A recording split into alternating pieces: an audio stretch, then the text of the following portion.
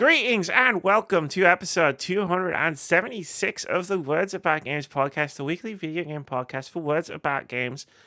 I am your host, Amy Kate Alexander, rocking the Paragon necklace today for some reason, joined by hot tuner himself, Daffod Mooney. Hello.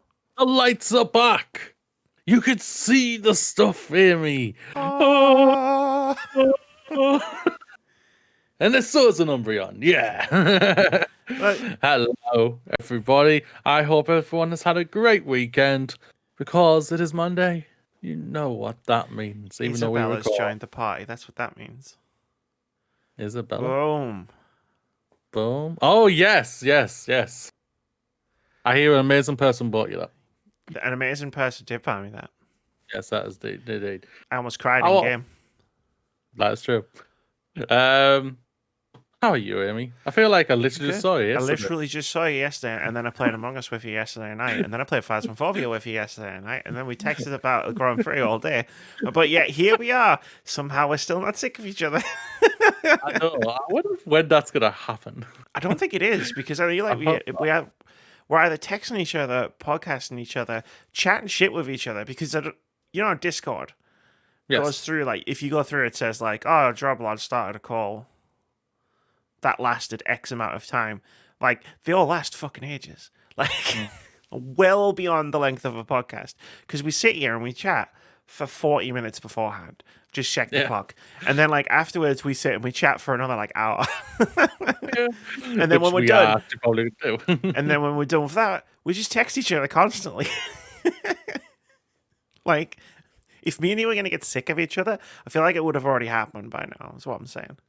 That is true. We spent 6.5 hours with each other at a massive shopping center, and then played a game, and then played another game, and then texted each other afterwards. Yeah, we both tortured Ryan. Who totally deserves it. Well, we had to do something after last week where he was like, "Oh, I think I'm becoming a really good detective, me."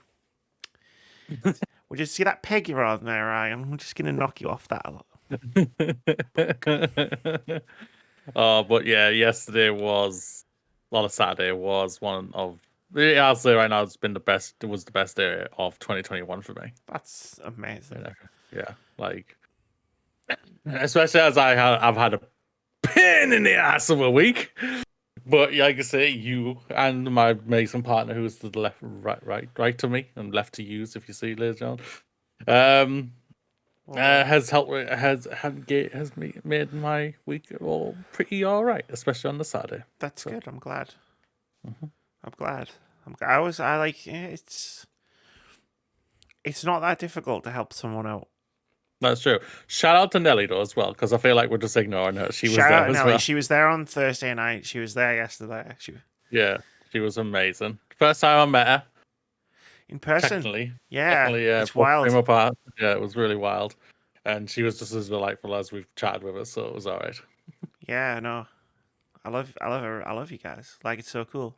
Because, like, we went out the weekend before, so like a week ago,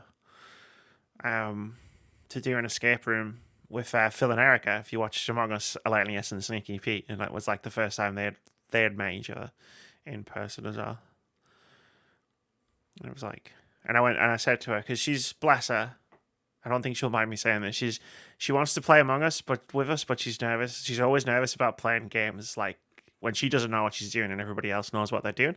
Number one, we don't know what we're doing. Just watch the stream from the weekend just gone. Yeah, you got no problems in that regard.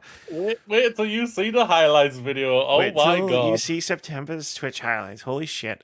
And number two, I was like, at this point, you've literally met like in person like 80% of the people who play Among Us in our little group. Yeah.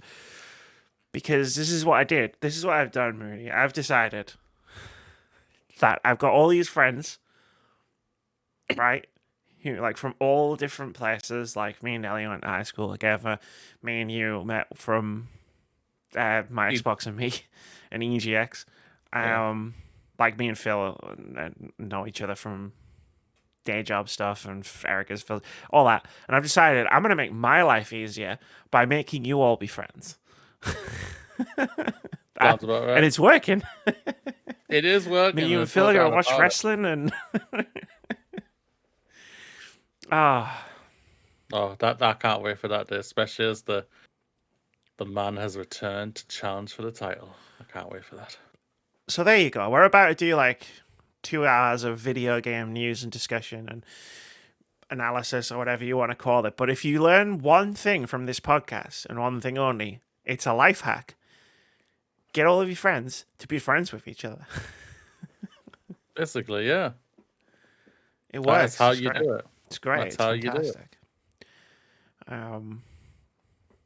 Yeah. Makes life easier. Makes life so much easier. Yeah, no doubt about it. You just chill and just go, oh no. And then I get on Twitter and it's like everybody's having Twitter conversations with each other, and I'm just like sitting there like, my work here is done. Now I can bask in the glory. I just walk away into the sunset. And then I get halfway back, and then I'm like, no, wait, I need to reap the benefits of this, and then turn around and I come back, and I'm like, hey guys, who are you? No, it worked too well. I only got halfway to the sunrise. You can't forget me that early. No. But no, yeah, I'm in a good place. And I like. I'm glad you're in a good place. I'm in a good place. I'm in a better place than I think I've ever been in my entire life. So. I think that's fair. Like, if you remember, right, like we didn't really know each other. Oh, it was like we met. Yeah. We EGX. talked. We met at EGX, and I think Fixer read your letters out on my Xbox with me almost every week, so I knew who you were. And like you were in his chat while I was in his chat, or while I was playing like PUBG was the game we always played, where I was present, and I knew you, but I didn't really know you. And then I think I did my coming out stream, and you and Sophia came to my coming out stream. And that was cool. Like, everybody who came to that stream, I was like, it was in my head. Like, it's still in my head of, like, who turned up. And I know some people didn't come because they couldn't because of time zones or whatever. So I'm not throwing shade when I say that, but it's like, everybody who came, I've got in my head of who came. And then I left my Xbox with me. We didn't talk for a while because that was our, like, sort of main point of contact. And then, like, you invited me onto your podcast to talk about Avengers. Infinity War, Yeah. Because I was still playing Overwatch on an almost daily basis with Foxes. Yes. And then you invited me on your podcast. Then you invited me on your podcast again. Then I lost my podcast co-host. And then you and Patrick were sort of filling in for him, like, in tandem, while I was trying to, like, be like, what the fuck do? I don't have a podcast co-host. And then it got to, like, a certain point, and you'd been on for a few weeks in a row, and then you just went, should I not? Should you just stop asking and I'll just keep coming back? And I just went, yeah, all right. And then we became best friends. Pretty much, yeah. Pretty much. Then the pandemic happened, and we just said it just like the bonding never stopped. Then the pandemic happened, and we played Apex Legends for like 3 months. Yeah. Because we literally had all the time in the world. It was like, Apex? Keith, yeah. Apex? It was just literally like one person would say Apex, and it was like, what were the other two people going to do? Nah, I'm busy. Busy doing what? Yeah. Like, we still have that group, I think, don't we? Oh, yeah. You messaged it a little while ago, and you were like, Apex? Yeah. And I was like, I'm not feeling Apex right now. I've been getting I've got a little bit. I've been getting an itch to maybe have a look at Apex Legends. What we think? Maybe that's from you, Keith. Same. I don't know which same he means. I never figured out whether he had the itch and he was agreeing with you, or if it was a maybe and he was agreeing with me. And at this point, I'm afraid to ask because that was like 2 months ago. What's August 11th? Wow, it'll actually been exactly 2 months ago. Fucking hell. Tell you what, I have a good grasp of time, if nothing else. We seriously can't make this up. We really can't. No. But yeah, like now we're best friends and we do best friend stuff. And podcast together. It's good. Should we podcast or should we just do best friend Let's stuff? podcast. What if podcasting was also best friend stuff? I like that. So we can say we're doing best friend stuff. Let's do it, Amy. And podcast. Because there are timestamps in the description below the video on YouTube and wherever you get your audio podcasts, because we are up on Anchor, Spotify, Google Podcasts, Apple Podcasts, and ones I've never even heard of. That's it. That's all the rigmarole. I really shaved it down. You did. Remember when you first joined and I had paragraphs of the shit where I'd read all this stuff out, and now it's just like, whatever. Sometimes I don't even do this. 2 sentences. Come join us. See the mayhem.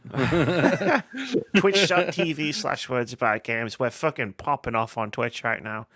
Like we're having some of the best streams we've ever had. So hit the follow button, and if you see us go live, you should check us out because it's either cozy or pure carnage, and there is no in between. Like seriously, the October highlights are gonna be the big banging. Gonna be banging. September's highlights are going to be banging as well. I've been looking through the streams and thinking, Jesus, we had a good September. Yeah. And October just went fucking wild, like with the Phasmo update, which scares the shit out of us. Yeah. We've had the Among Us. We've had two fantastically hilarious Among Us streams. And it's like we're a third of the way through October. Yep. Crawling towards November. Yeah, can it not just be October forever? I like October. I'm not gonna. I don't want to down it. I'm not gonna down it. Yeah, let's just stay in October. October's been pretty cool. Don't get me wrong. I like Christmas as much as anyone does, but I like autumn. I like autumn. I do. I love my entire vibe is October. Like this room's theme is October. At this point, it's getting there. I've got more plans. I know you do. You did. This is anyway, as far as I can go. It's my plans. Yeah, I think you're starting to reach a sort of a capacity limit. It's not about a capacity limit. It's a partner limit for her. She might go, no, no more. I'm gonna go ape. Look, I've still got lots of space for plushies, so I'm good. I know you do. Loads of space. Well, someone was thinking of just dropping a box all over the floor of plushies, so... Don't know what you're talking about. So we getting into this? Yes, let's get into it.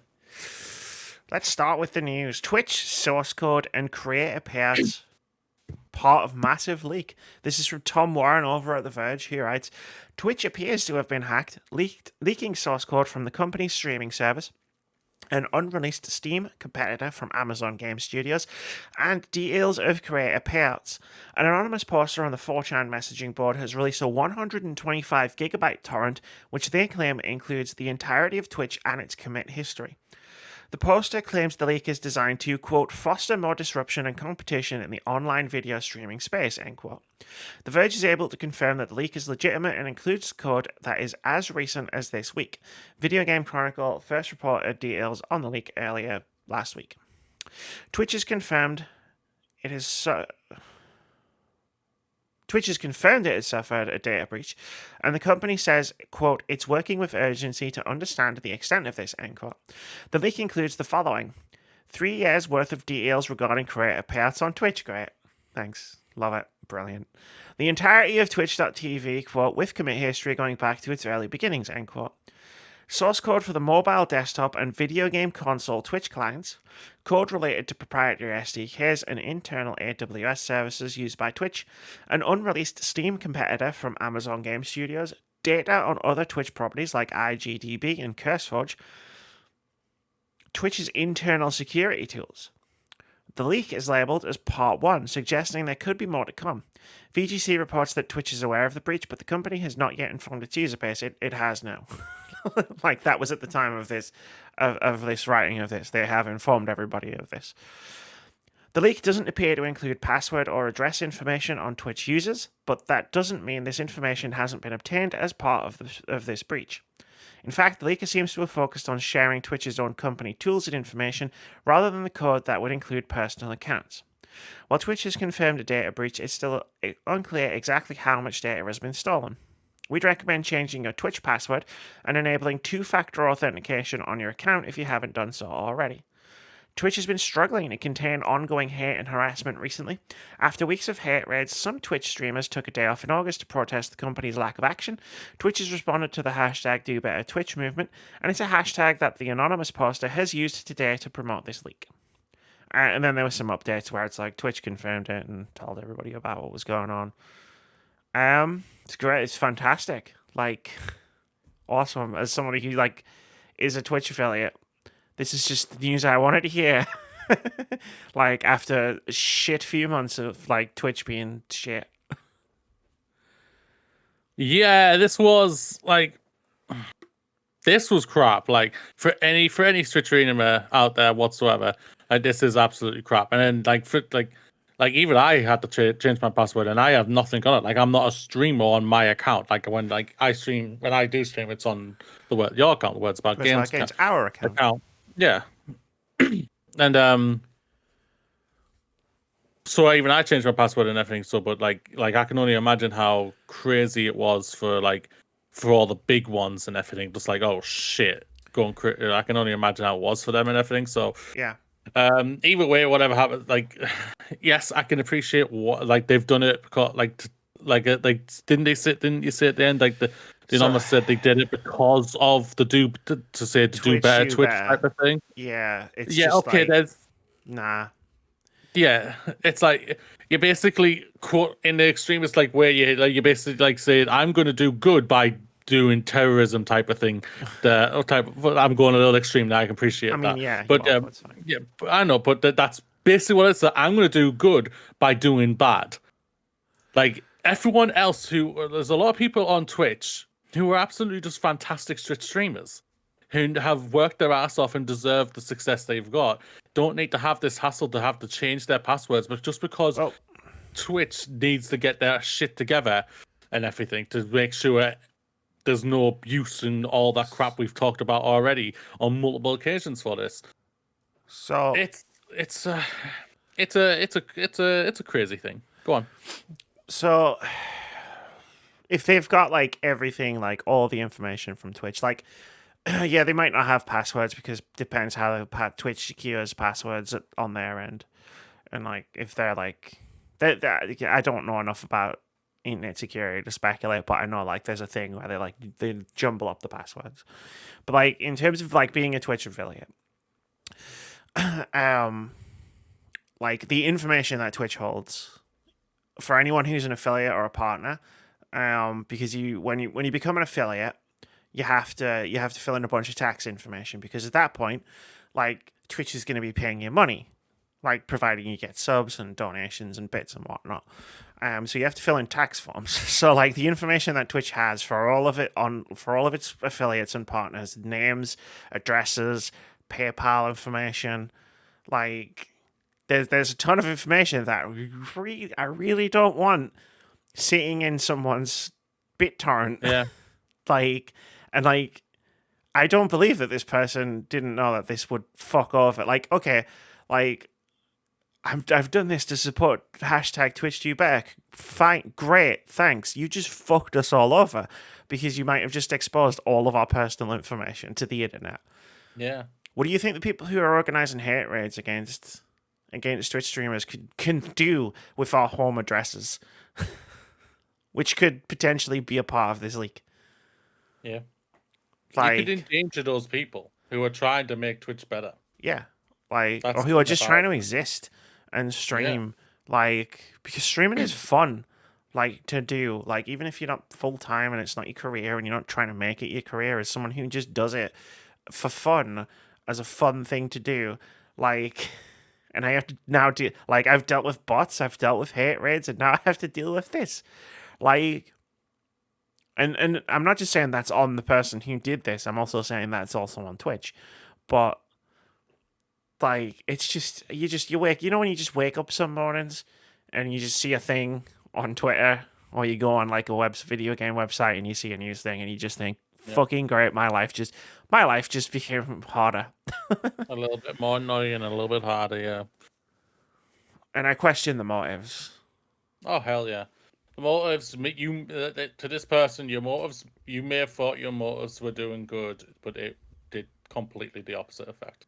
Yeah, it's definitely not. Like, it's either definitely not worked out the way you wanted it to if you're that naive. I don't know if you're that naive or if you're just using a hashtag to try and like get people annoyed at the people who want Twitch to do better. Like, it could be either way.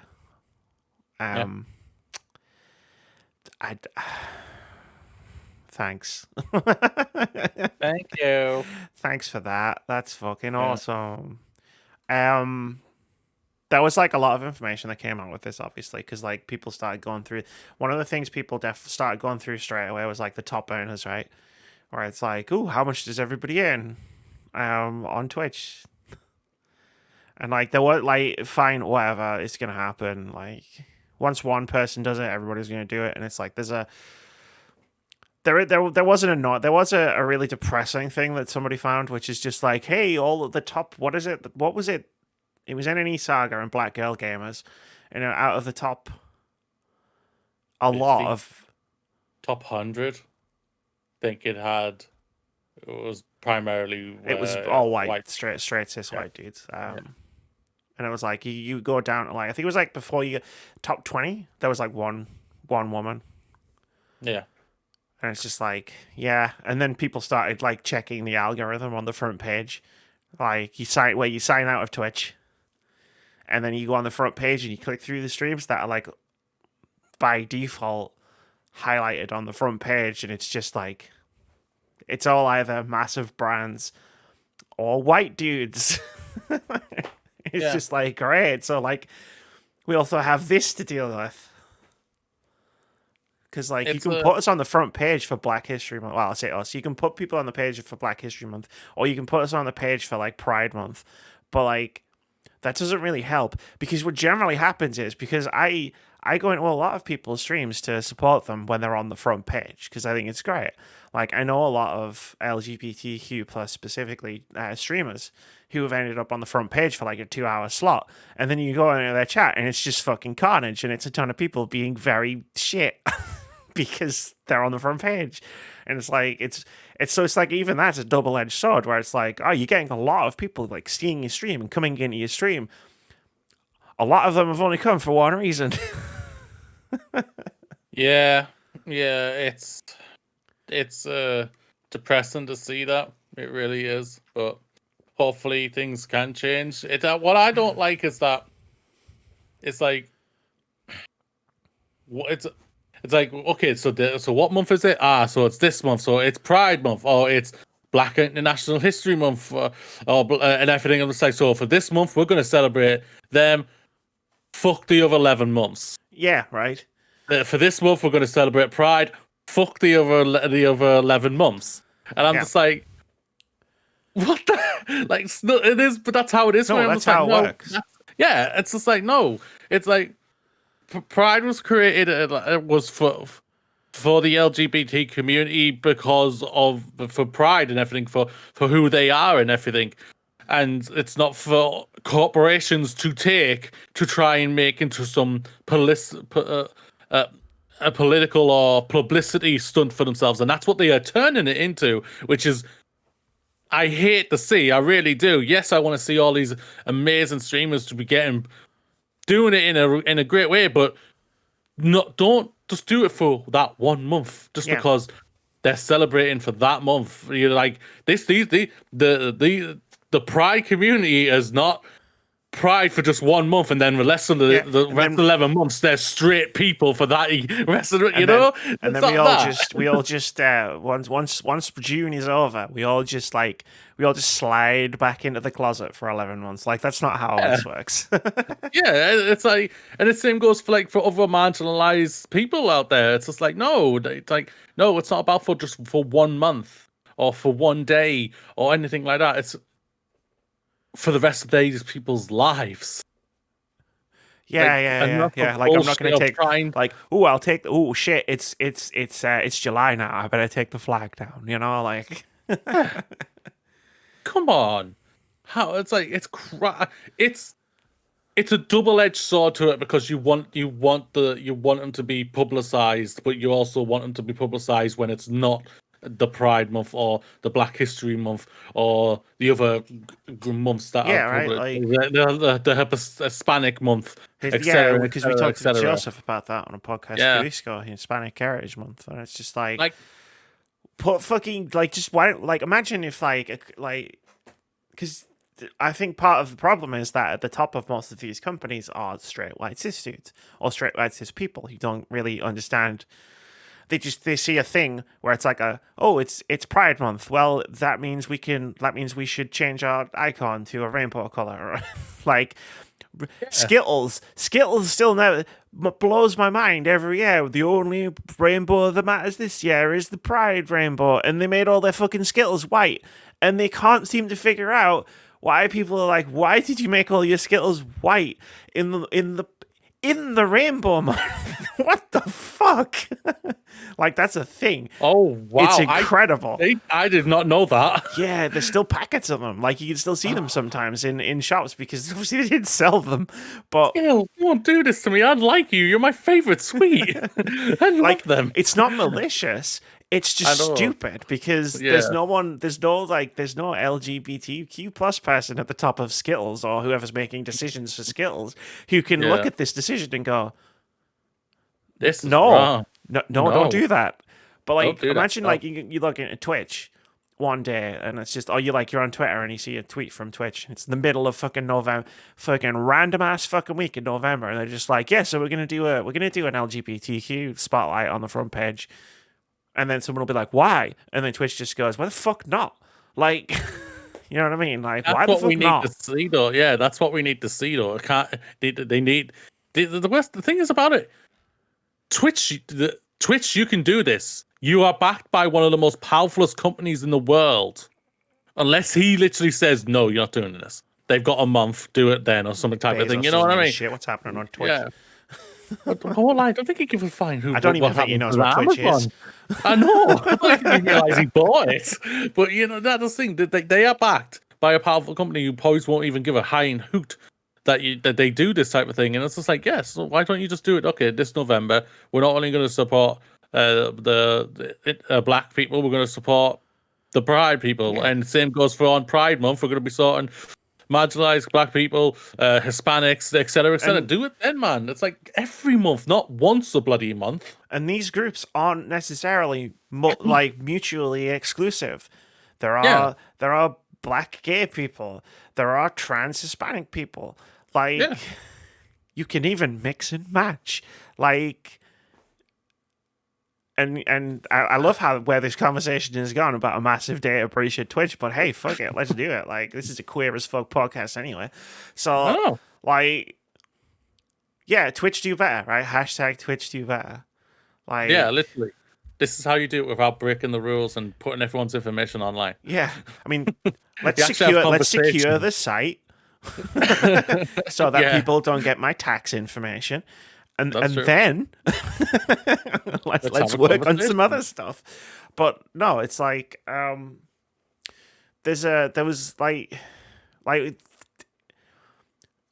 lot as queer people, like a lot of the times in media, like that isn't made by other queer people.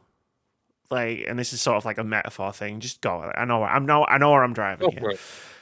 Like, it was a thing with, like, The Last of Us Part 2, right? Where it's like last year. It was a fucking great game and that had a great trans character in it, but that was exclusively focused on trans people's pains and trauma. And it's like, it's a great story, but it's just more, it's just like more, it's just like it, all of like, I'm not going to say all, okay, most of the stories told about black people, about LGBT people, about other marginalized communities in media that isn't made by those people from those communities usually focuses on the trauma. And like, there's so much like to celebrate. like about being trans, about being gay, about being black, about being Hispanic, about any of this stuff that always gets overlooked by the cis people, the straight people, the white people. And it's the same, and it's a similar thing with this, where it's just like Laura Kate Dale's book Gender Euphoria was born out of the fact that like the good stories about trans people are never celebrated, and it's like you do the Pride Month thing, and you put your LGBTQ plus streamers on the front page for that month, and you do like maybe some educational stuff where it's like, look how shit LGBTQ people have had it throughout history, like. Great, but like, can we like do some celebration stuff as well? And it comes back to, can we just do some stuff outside of Pride Month? Like, what if we have a Pride takeover in February? What if we celebrate black streamers in March? Like, and you know what? All these white streamers who are like risen to the top of Twitch will be fine. It's not going to affect them in the slightest. But you could literally like. Exactly. You could literally have such a massive positive impact, not just on like one streamer or one stream team, but like on an entire community of people that just gets to see themselves be celebrated for no reason other than they deserve to be. Yeah, it needs to. Like this just makes no sense to me. Like it's like wait, so they're not going to be gay for the rest of the 11 months of the year? Yeah, we just disappear. They just vanish. July 1st, 1 minute past midnight, we all turn into pumpkins again. Like, yeah, pretty much. Yeah. I mean, we kind of do, because then we're just waiting for Halloween, but that's another story entirely. Yeah, that's a whole different thing. That but yeah, it's like we can all be doing better here in all aspects for this type of thing. We should be like it's a great thing that the July, isn't it, for Pride? June. Because my June, birthday is in Pride. Awesome. Now it's that I need to double check. And then obviously you've got it's Black History Month now, and it's just like, but October isn't just the only month that's happened for what has amazing stories of black people. Yeah. Like there's amazing stories that happened in the wars of black people. And I do mean the amazing ones. I'm not meaning the civil wars and all like that in America and all the racism and everything like that. I mean true, proper great heroes. And it's like, but why just October? Why not November? Why not December? July, January, February, etc., etc. Like, yeah, why aren't we just talking about this all the time? Why aren't we just talking about Pride all the time? Why aren't we just talking about Hispanic people all the time? Why aren't we just celebrate? Why aren't we just celebrating each other? Yeah, all the time, because we should be. Yeah, like there are great, huge, big heroes in the past who have done amazing things, but like. There are great, big, huge heroes right now that are doing amazing things. And sometimes that amazing thing is just existing. Like, that is an amazing thing to do. Mm-hmm. Like, and I feel like we don't take enough time to celebrate ourselves and each other. And I feel like this podcast is veering towards being a therapy session at this point. So it might be. So spin the rest of the stories. Let's get chilled. Let's chill that. Cozy. Let's chill. Session. I'm going to skip this next Twitch one because we went on about Twitch for a while. Oh, well, yeah. So, we'll just keep going. I mean, you said chill. I mean, I've seen the show notes. I'm assuming you have as well. I have, yes. I've seen them. California files objection to recent Activision Blizzard settlement, says will cause irreparable harm to its legal proceedings. This is from Matt Wales over at Eurogamer, who writes, California's Department of Fair Employment and Housing has filed an objection to a recent settlement between Activision Blizzard and the Equal Employment Opportunity Commission, claiming it would cause, quote, irreparable harm, end quote, to its ongoing legal proceedings. The settlement, announced in September, saw Activision Blizzard agreeing to set aside $18 million for affected employees after an EEOC investigation stemming back to 2018 found staff at the video game publisher had been sexually harassed, discriminated against for becoming pregnant, and had suffered retaliation by the company after complaining about the behavior. The EEOC investigation, although long in the works, only hit headlines after a California Department of Fair Employment and Housing lawsuit sent shockwaves across the industry in July, alleging sexual harassment, discrimination, and a frat boy work culture at Activision. The fallout from the DFEH's lawsuit was immediate and significant: employee walkouts, the departure of Blizzard President J. Allen Brack and other high-profile staff, further legal action, and even a separate investigation by the U.S. Securities and Exchange Commission followed. But now the DFEH has formally filed objections to the recent EEOC settlement, arguing the deal would undermine its ongoing claims against Activision Blizzard. In documents shared by Axios' Stephen Tortillo, the DFEH says the EEOC settlement would cause irreparable harm to its own lawsuit if approved by the court, given that its terms would, among other things, require employees to release Activision Blizzard from claims under California state law. Quote, DFEH's pending enforcement action against the defendants will be harmed by uninformed waivers that the proposed decree makes conditional for victims to obtain relief. The proposed consent decree also contains provisions sanctioning the effective destruction and or tampering of evidence critical to the DFEH's case, such as personnel files and other documents referencing sexual harassment, retaliation, and discrimination, end quote. In response to the DFEH's latest action, Activision Blizzard told GamesIndustry.biz, quote, "We are committed to making Activision Blizzard the most welcoming, inclusive, and safe workplace possible. Our agreement with the EEOC reflects that commitment to significant improvements in transparency, as well as making immediate compensation available to eligible employees who choose to participate. Activision Blizzard is ensuring a workplace free from discrimination, harassment, or unequal treatment of any kind," end quote. Yeah, so if I'm understanding this right, basically, California put in an objection in to stop Activision Blizzard getting away with it. Yeah, basically.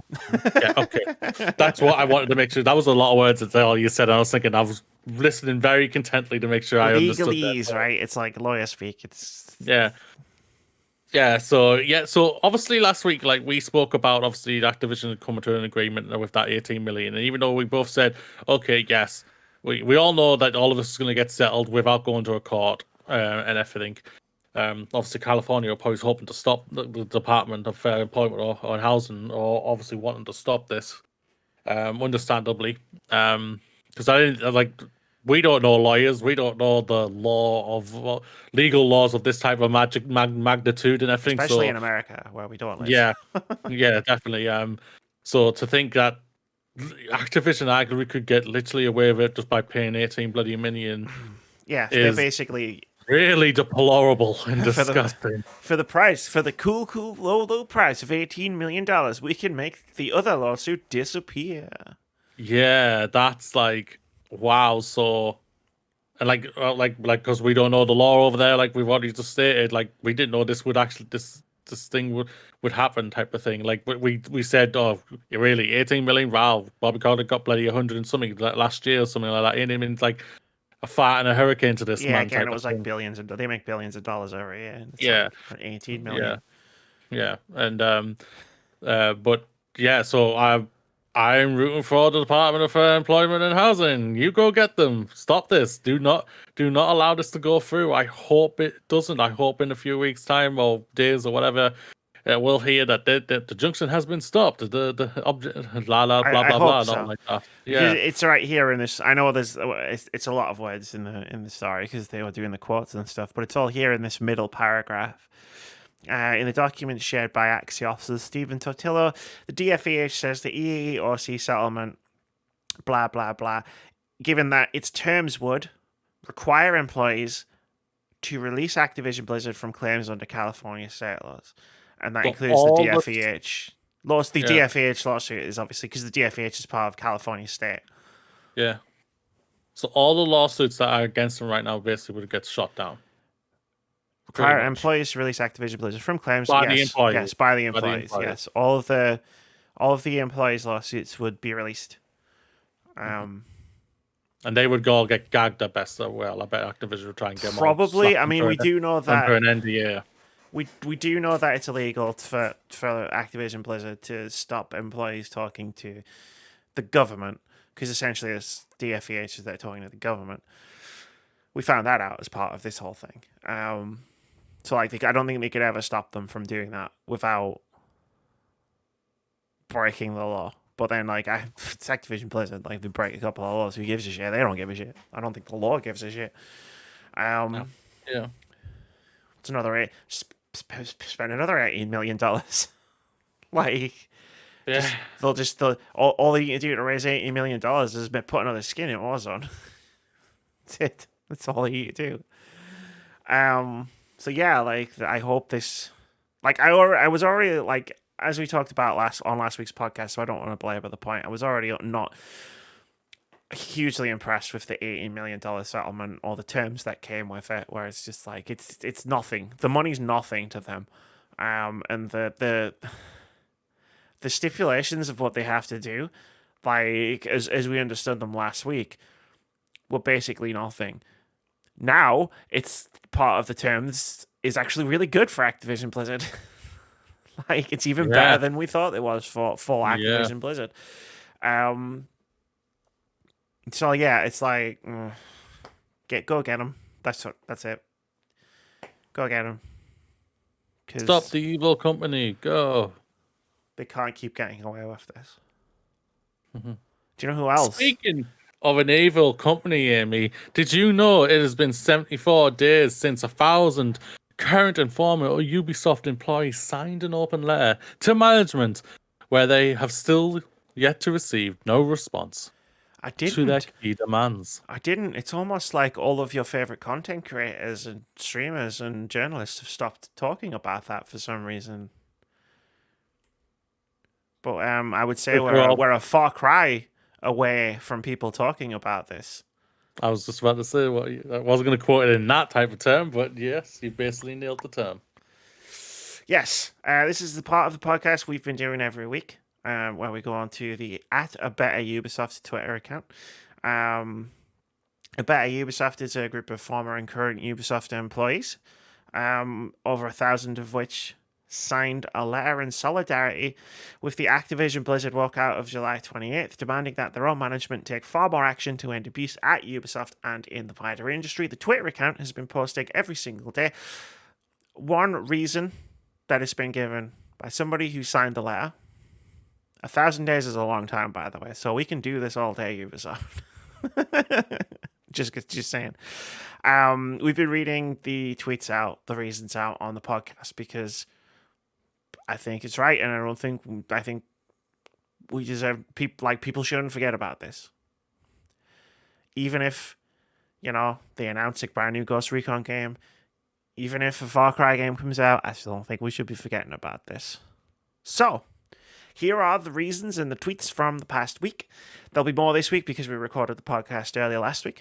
Number 1, I was given a verbal warning for criticizing the company on social media, asking them to do better.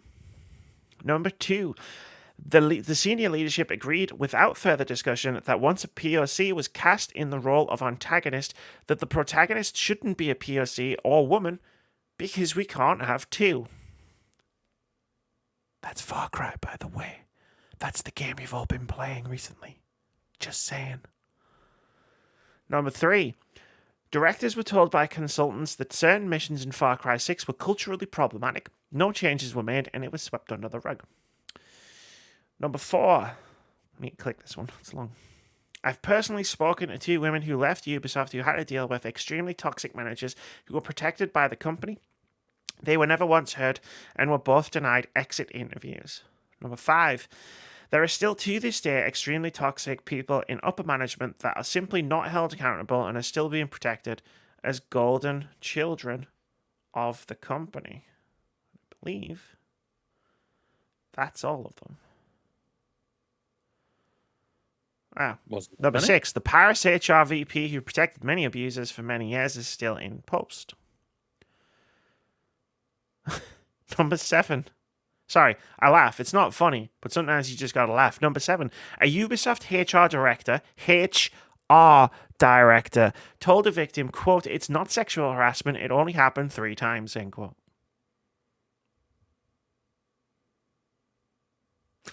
For audio listeners, I'm staring at the camera in disbelief.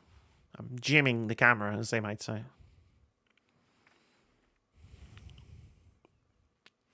Number 8, the generic answer to any collective claim is we take this issue very seriously, generally followed with nothing else.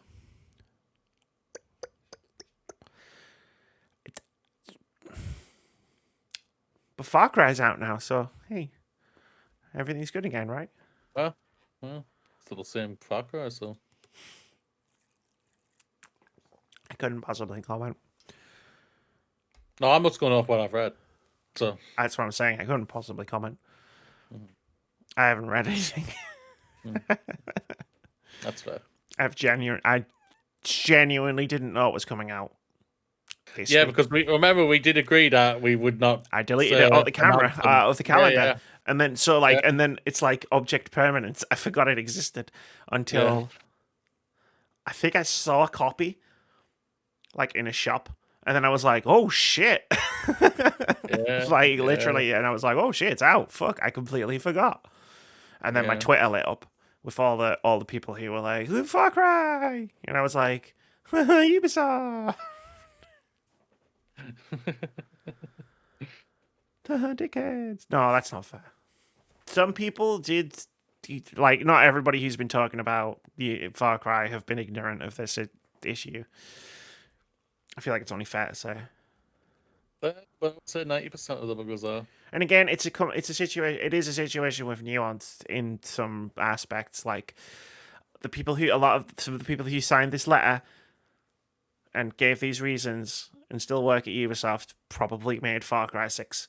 So it isn't a black and white cut and dry situation. Yeah, that's the thing. I think it's just fair to get into this a little bit. The people who developed this game, the creators, not the bosses, not the directors or anything like that, the developers, the coders, the artists, the QAs, and everything. Not the person who said we can't have two people of color. Yeah. God damn it. The people who have literally poured sweat into creating this game, I shout them out I will always shout them out all the time for them. But at the same time, like, just for my own morals and my own standards, like I understand to a certain point where people come from, where people say, I'm supporting developers when I buy this game. Okay. They're still getting paid by this company, guys. The company cannot not stop paying them just because a game doesn't sell or anything like that. It actually might make them go, maybe we might have to get our house in order. We might actually be able to, type of thing. Yep. Get our shit in order in house, and we might get actually people back and everything. But until that happens, that's how it is and everything. Like, I went into a friend's stream and literally I was like, "Well, I'm happy you enjoyed the game, blah blah. I can't morally stay here or anything like that. I hope you enjoy it. Enjoy the stream, everybody. Much love to you and everything like that." And I jumped out because I can't watch it. I can't support it, and I hate that feeling because I love video games. Like, I probably would have tried. I would have tried. I probably would have tried Far Cry 6, even though, going off what everyone says, it's basically just Far Cry, what we've already said many times and everything. Like, say, I'm only going off what I've read, so like you can take what I'm saying with a pinch of salt. That's fine. But yeah, I just it's just that we want to enjoy video games, and like that's all I want to do. And we do. Well, we enjoy many video games. Yeah. I think I've bit the inside of my lip. Can I blame that on Ubisoft? Yeah, go for it. Okay. Damn you, Ubisoft. Man, it's going to be annoying for the next 2 days. God damn it. Oh, well. Next news story. Square Enix backtracks on cosmetics-only pledge for Avengers microtransactions. This is from Danielle Partis over at gamesindustry.biz. You know what? Shout out to Danielle Partis. She's really cool. You should follow her on Twitter. She writes really cool stories for gamesindustry.biz. But she wrote this one. Square Enix and Crystal Dynamics have added game-enhancing microtransactions to Marvel's Avengers title following previous comments that the game would only include paid boosts for cosmetic items. The game was added to Xbox Game Pass last week and now offers the option of purchasable consumables with real money, which include XP boosts and other ways for players to speed up their progress as per VGC. Speaking to GamesIndustry.biz in 2019, Crystal Dynamics studio head Scott Amos said that Avengers would have a range of character customization options, some of which will be monetized, but also said that microtransactions in the game would be restricted to cosmetics. Quote, "The idea from the beginning is what we want you to be able to customize your hero. How they look, how they play, the gear they have, and how they use it," said Amos at the time. "Your Black Widow could be very different to my Black Widow. Just a little, maybe a lot, depending on what you favor and how you unlock things. In terms of how we monetize, we'll have cosmetics, no gameplay walls," end quote. The company kept its word on this decision in a 2020 blog post, which said, quote, "We've committed that content purchasable with real money in Marvel's Avengers will be aesthetic-only additions, which will ensure we can keep the game fresh for years to come," end quote. A later blog post shared in March 2021 said that the XP needed to level up in the game was set to be increased as the previous leveling system led to, quote, "pacing issues," end quote. I'm pretty sure you brought that up in me or one time. We did. We that, talked about both of these news stories, but I don't know if you were on the podcast when we did the very first one in 2019. Don't think so. The pacing issues one we had a good laugh at because it was ridiculous. It was a bald-faced, ridiculous thing to say. Where it was like, well, you know, like, because if you remember, the meat of it was they were increasing the amount of XP you needed to level up at higher levels because they didn't want players to become overwhelmed by the amount of stuff that they were unlocking. Which is like, one, I've played video games with RPG progression before. Most people who play Avengers have.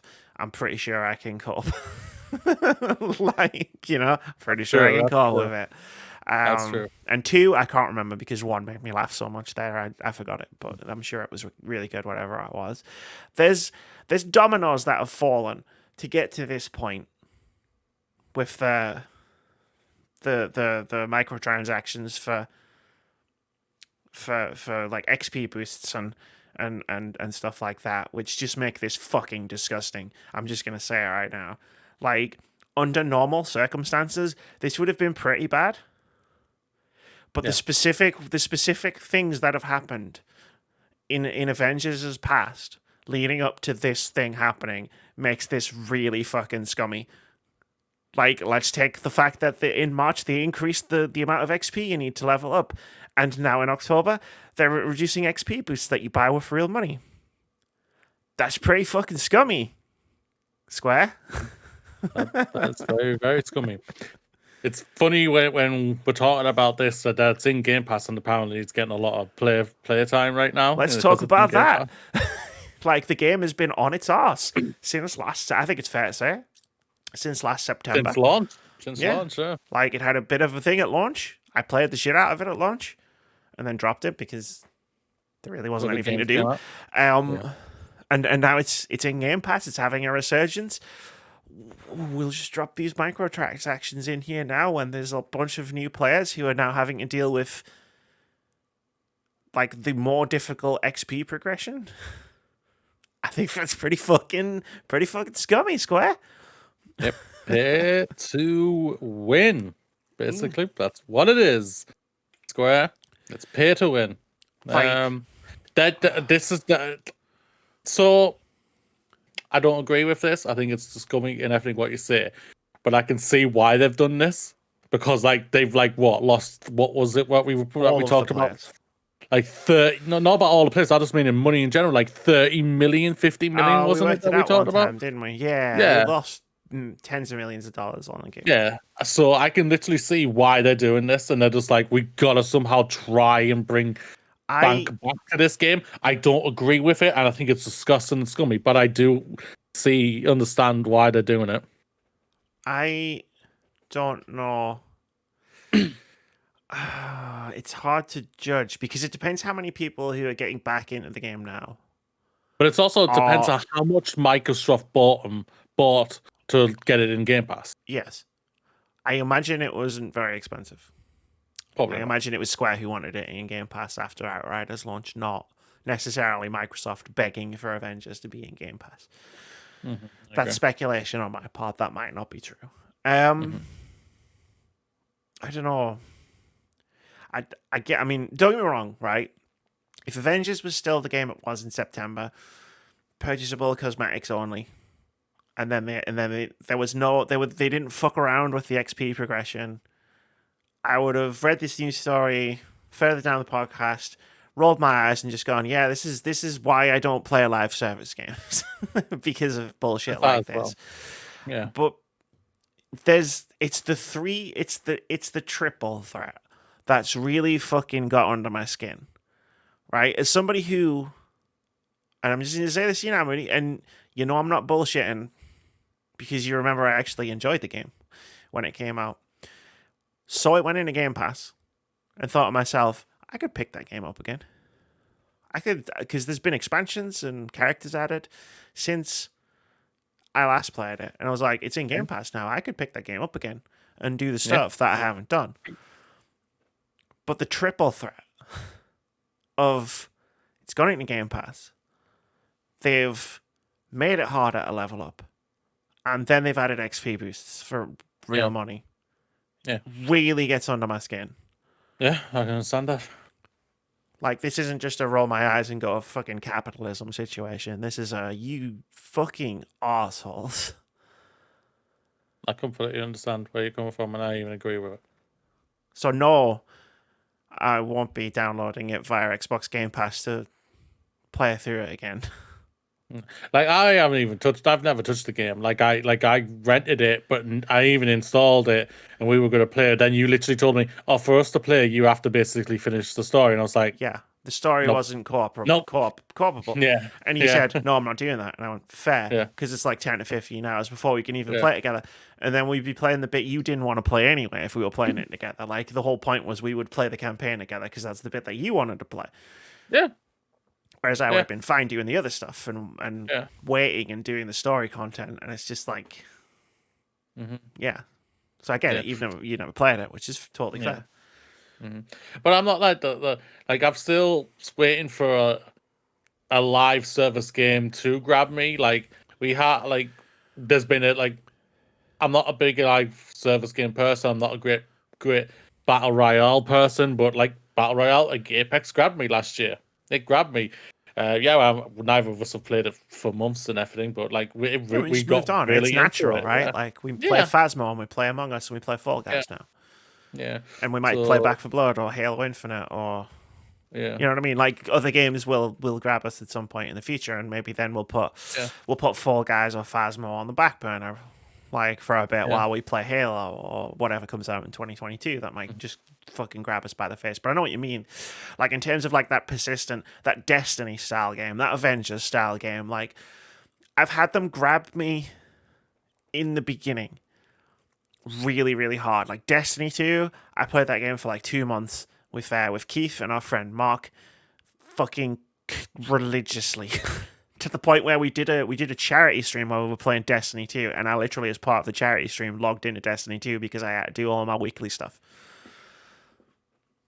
And I was like, I gotta do this because it's the last day for it, so I'm gonna do this on the charity stream, and I did it. Gotta do it. Like Overwatch, we played Overwatch a lot. And like, there are games, but that type of game, like the Destiny style, the Avengers style, seemed to grab me initially, and then I fall off of them really hard.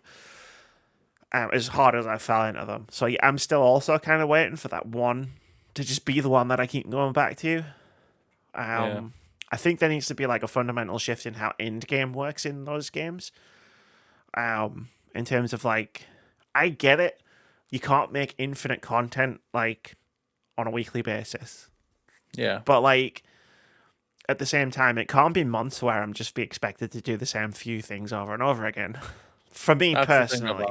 So like, until like a game developer solves that in a live service game, I don't think any live service game that isn't like an arena shooter or a battle royale or something like that is gonna have my attention for all that long.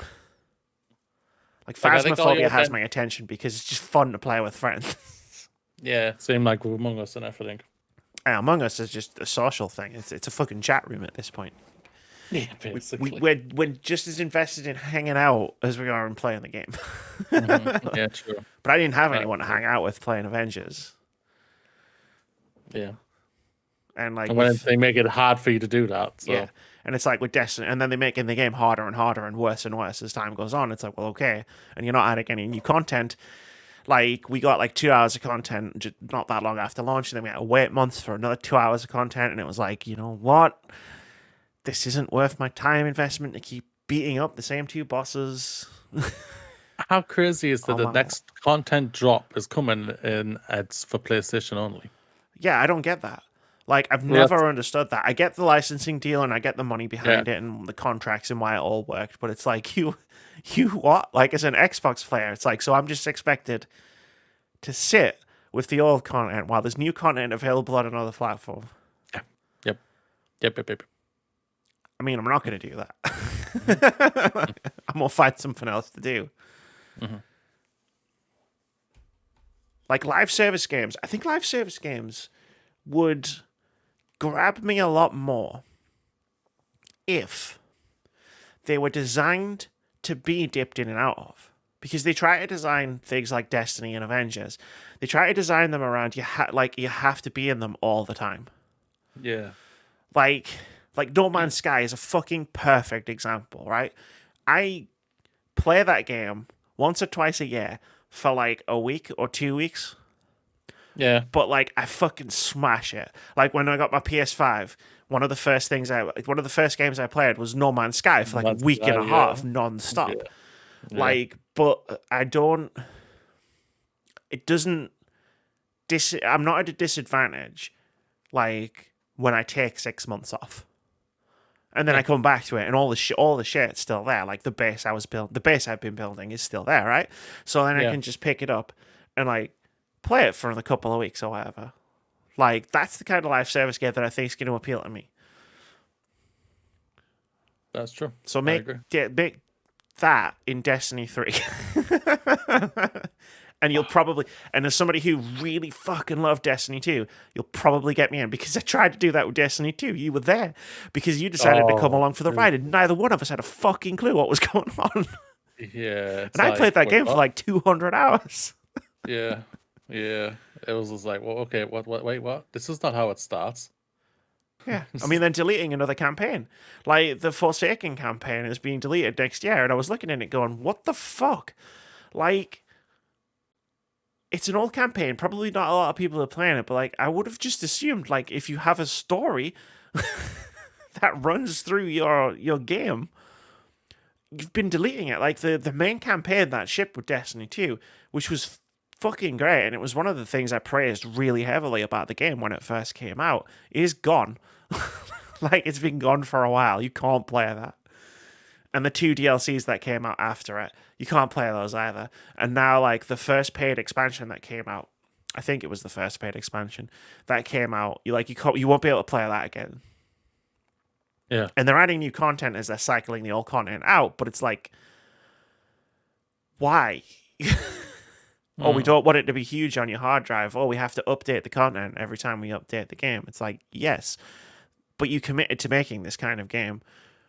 So, like, this isn't a solution to the problem. This is just shuffling the problem around. And yeah, there's no doubt. Yeah, they should really just give they should leave it all in, but just give the option for players to choose which story they want installed. Modular installation. I don't know if that would. I don't know if that would work on a game developer, but it sounds like an idea that maybe they tried to explore and didn't work. Maybe they didn't try to explore it, in which case you should have done.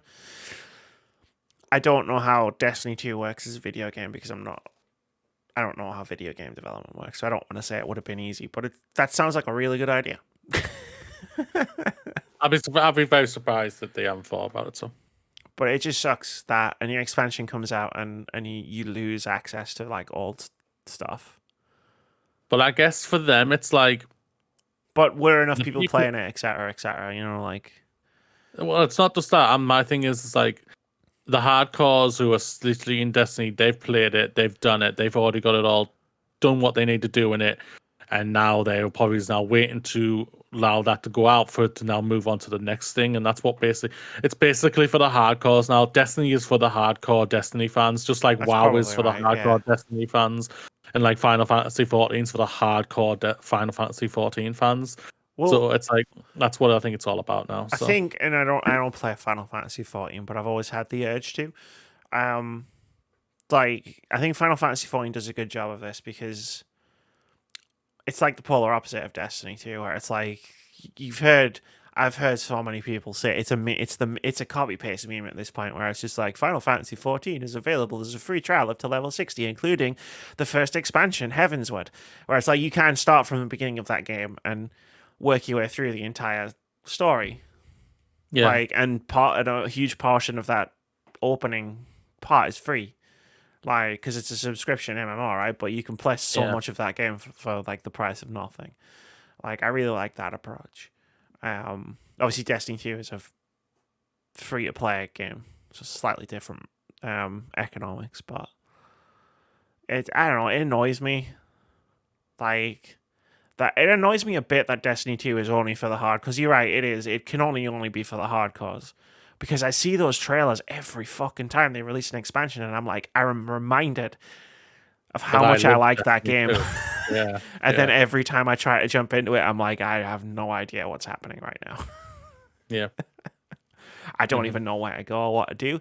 Because like they just drop like all of the new quest stuff into your quest log, and you go, oh, I'll go to the moon and do this thing. Oh, it's like I'm like significantly underpowered for this, and I just got one shot. Well, where the fuck am I supposed to go to do the thing? It took me ages to figure out where I was supposed to go to not die. It's very all over the place. Like I'm only going off what you and me tried to go back into, and I was just like, I was so confused. Well, you had the advantage of me having figured out where we could go without getting killed. Yeah. And I was just like, all right, I'm just gonna stick to you like crap on a stick, and I'm not gonna let go. Like I think if you would have been with us at the beginning when we played Destiny 2 when it came out, you would have enjoyed it. I don't think you would have stuck with it as long as the three of us did, because we were just doing like the dungeons. I can't remember what they're called now. We were doing like the Nightfall dungeons, every week, and having fun with it. Like we were in it because we loved the gameplay. But I feel like if you experienced the campaign properly, the way it was when it came out, you would have liked the campaign, Moody. You would have enjoyed the story. I think you would have enjoyed the lore. I think you would have enjoyed the world. Like, I think you would have enjoyed all of the levels. Like, playing through the strikes, they're called strikes. Playing through the strikes once to get the story and like the levels and stuff. I think you would have really enjoyed all of that. But, like, you can't experience the game in that way anymore. And that really fucking sucks. Yeah. You really can't. And it's a shame. It's a shame. I think it's interesting how we started talking about Avengers, because that was the story we somehow. Well, because Avengers is just so fucking bland that you end up talking about other games instead. Like other better games. I'm sorry, it still blows my mind that Avengers is one of the biggest entertainment IPs on the planet, and the game is so fucking forgettable that nobody really talks about it anymore. Yeah. That's fucking wild. When this game was leading up to release, we all thought this is going to be the biggest fucking game. Just from its IP alone, it was like even like the people who really like it, like they're just like, yeah, but we understand why the people don't like it. I'm just like, that's not a good thing, guys. I can understand. I respect that you enjoy it, but you don't want to be saying, but I understand why people don't enjoy it. I'm just like, no, you want to hear, but this is fantastic. It's not even like and we'll get it. This is foreshadowing as well. It's not even like a Dark Souls type thing where I play it and I love it, but I get why people like you don't like it. The Avengers argument is I play it and I love it, but I get why the majority of people think this is bad. Not don't like it, not don't vibe with it. Think this is a bad game. Yeah. And there are some great things to Avengers. Sandra Saad's performance as Kamala Khan is a highlight of 2020 for me. Like, and this is how bad it is. All of the performances, actually. That entire cast fucking killed it. But that's the worst thing about it, is that for a lot of people, that's the first time people are going to see Kamala Khan, and she's got a show coming out soon, which will probably completely make everyone forget about the Avengers game even more. I hope so, because they're going to fall in love with hopefully this new Kamala Khan, which I am rooting for as well. But it's unfair on the person who put so much hard work into the performance of the person who played Kamala Khan in Avengers. Absolutely. When you say she was fantastic, She was fantastic. And you had Nolan North and Troy Baker as Tony Stark and Bruce Banner. They were fantastic. Yeah. Like, you had, was it? Laura Bailey? Laura Bailey. Thank you. She was Black Widow, wasn't she? She was Black Widow. She was fantastic. You had Travis Willingham as Thor. He was fucking perfect. Like, the cast was great. The story was fine. Like, people seem to expect like the height of drama from superhero stuff, and it can do that, but most of the time it's not trying to do that. It's about good guys punching bad guys, which is fine. Like, for superhero stories, right? Like, they don't all need to be fucking really deep. And it was just an enjoyable, entertaining experience with some great characters that had some fantastic moments, and all of that is forgotten because the rest of the game around it. Like, they just released Black Panther. Yeah, War for Wakanda. I've heard nothing about that. No one is talking about War for Wakanda. Yeah. It's wild. Everyone was calling for him to be in it. Not a single person's talking about him. Yeah. And it just tells you even more, which is an absolute shame. It is a crying shame, you might say. Let's move on. I feel like I could dissect the event. Maybe I will one day do a video dissecting what went wrong with Avengers. Oh, God. I kind of have a habit of doing videos like that. You do. If you ever see me do a long retrospective of Fallout 3, send help. I need help. I've gone too far. That's the one. You know how, like, people who create, like, TV shows and stuff always say, if we ever do this storyline, we've run out of ideas, or, like, we need to be stopped. Like, if I ever do a Fallout 3 retrospective, that's the line. I need to be stopped. Someone needs to do an intervention. I'm throwing that out there now. Thank God there's hundreds of thousands of games for you to go through, Remy, before you have to get the Fallout 3. It's right there in my library. I see it all the time. I'm like, everybody likes you, and I don't know why. I think the game would break you if you replayed it, because you would have to replay it. And I think it'll break you. I think you wouldn't come back the same. This is what I'm saying. This would be my cry for help. You would basically be Robin getting thrown out of a helicopter by her father into the wild and picked up a week later. That's how are you? I had to fight a wolf for a piece of meat or something. And I was like, wait, what? And then you just hear the wolf, and she's like, it's like, oh God, what's happened? Fallout 3 happened. Fallout 3. Okay. Let's move on. Now we can move on. You get that reference, you are awesome. You're awesome. Now that I've set that boundary, that you know where the line is, you know where to stop me. Let's move on. MechWarrior Online maker renames trans rights team, then reverses decision. This is from Danielle Partis over at GamesIndustry.biz, who writes, Piranha Games, developer of MMO MechWarrior Online, has apologized to players after renaming two in-game teams with trans in the title. In a blog post, Piranha Live Ops manager Matt Newman explained that the company has stepped back from that decision and reversed the changes it made. He also added that there is, quote, zero bigotry or ill will toward the trans community from Piranha Games, myself, or the customer support team. Our actions obviously hurt and offended people. I apologize. We will do better. With the understanding that trans rights is not a political issue, we will allow the team to use either of their original choices as their team name. Additionally, we will be reversing any moderation actions taken in connection with this moderation, end quote. The studio initially renamed the two groups named KDCMV, that might be a 5, I'm not sure, Trans Rights, and KCDM, it's definitely a 5, KDCM6, Trans Fights, according to a Reddit thread shared last Friday by Dalpaca Girl? I get it. Alpaca Girl, Alpaca Girl. Yeah. Took me a sec. Good name. A member of one of the aforementioned teams. The squads were named to express support for transgender players in the community.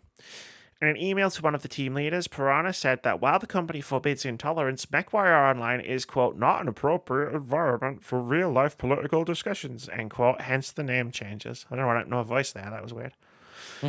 Alongside the team name changes, the Alpaca Girl also received a 48-hour suspension from MechWarrior Online following reports the company had received about, quote, in-game conduct concerning actions that are viewed as detrimental to other players and the general gameplay experience, end quote. The company later clarified the ban pertained to the Alpaca Girl frequently typing trans rights into the game's chat function. Piranha co-founder Russ Bullock also explained via Twitter that the word trans, among other words, is excluded from the game's EULA in order to combat trolls. Quote, sucks that bad trolls who have spent significant resources dealing with are out there. Everyone remembers some of the past large examples. It's fine to be disappointed, and with PGI could have somehow found a way through this tough situation, but it's disingenuous to immediately call PGI anti-trans, etc. Unfortunately, bad apples create situations that limit choice for the larger group, end quote.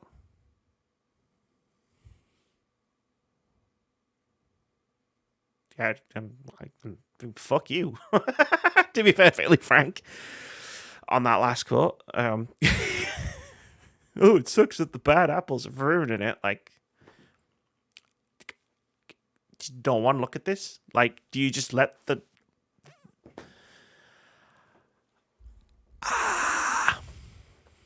I'm broke. You go, matey. Just... My brain broke. I will... Trans rights shouldn't be a... It shouldn't be a political issue, but it's turned into a political issue because at the end of the day, trans people are people and should be allowed us to have normal, decent rights as a normal person. Because trans people are amazing people, aka you, Amy. I want to shout you out there for that. People turn everything political, and that's what it is. And I'm just going to say this to the who's the developer, Piranha Games. Piranha Games. You have a seriously portion. I'm going to say portion. I'm going to be nice when I say this. A portion of your community who is incredibly is bigotry and anti-trans, and has called you out so much and blasted you so much for doing a good thing, man. Like what we were talking about just earlier about like the Pride Month. It's not just one month; it's every month. It's like you're excluding people who are probably fans of your games, and now you've literally just basically said you cannot be part of our games because a proportion of our community don't like you. And I'm just like, well, you either stand with exclusivity and inclusion and everything, or you just don't. And if you don't, you leave, go away. I don't like this. I hate this. It's disgusting. It's just wrong, and it's just It's difficult for me because I don't want to say things in the improper thing. That's all. Yeah. So I can take the. Hold on. It's not a baton, but thanks, Mooney. I'll take the baton. That was just for you. No.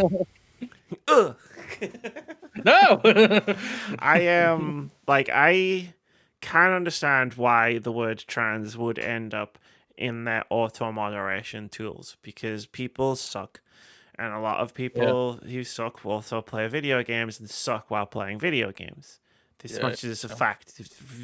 Source any other fucking podcast we've done for the last 2 years. Yeah. But when you do that, because then you go down, right? So you think it's an auto moderator. It caught the word trans, and the auto moderator can't parse whether it's good or bad. So it just goes, and it goes, no. I could understand that. I still think that you should then have someone who goes through and checks to make sure it's not picking up good things, rather than an alpaca girl having to do it themselves on the forums and highlight this, because remember they also got banned in game for typing trans rights in chat. The part where I say fuck you, the end part, innit? I mean the end part, yeah, sure, but like I'm scrolling through the story because I'm looking for the bit. The word trans is excluded from the game's EULA, which means it's not an auto-moderator thing. They made a decision to exclude the word trans from their game. So that just makes you raise your eyebrows even more. So, like, why, as a trans person, would I feel welcome or comfortable playing your game because you just erased my identity in your end-user license agreement? Yeah. And you know what? I always say it. Me being trans is one of the most boring parts of my life. Like, I am so much more than just being a trans person, right? But like at the same time, like that is a huge part of my identity. Yeah. And if you're going to erase that, when I face so much badness in the rest of the world, how do you expect me to react to that? I'm talking to Piranha Games at this point, obviously not you, really. Like, how do you expect me to react to that? Holy crap! You just took my identity and just decided it shouldn't be in your game because some people are mean. Guess fucking what, Piranha? Everybody's mean to me. Have you read a UK newspaper recently? Have you listened to the UK government? And we're not even the worst country in the world on this shit.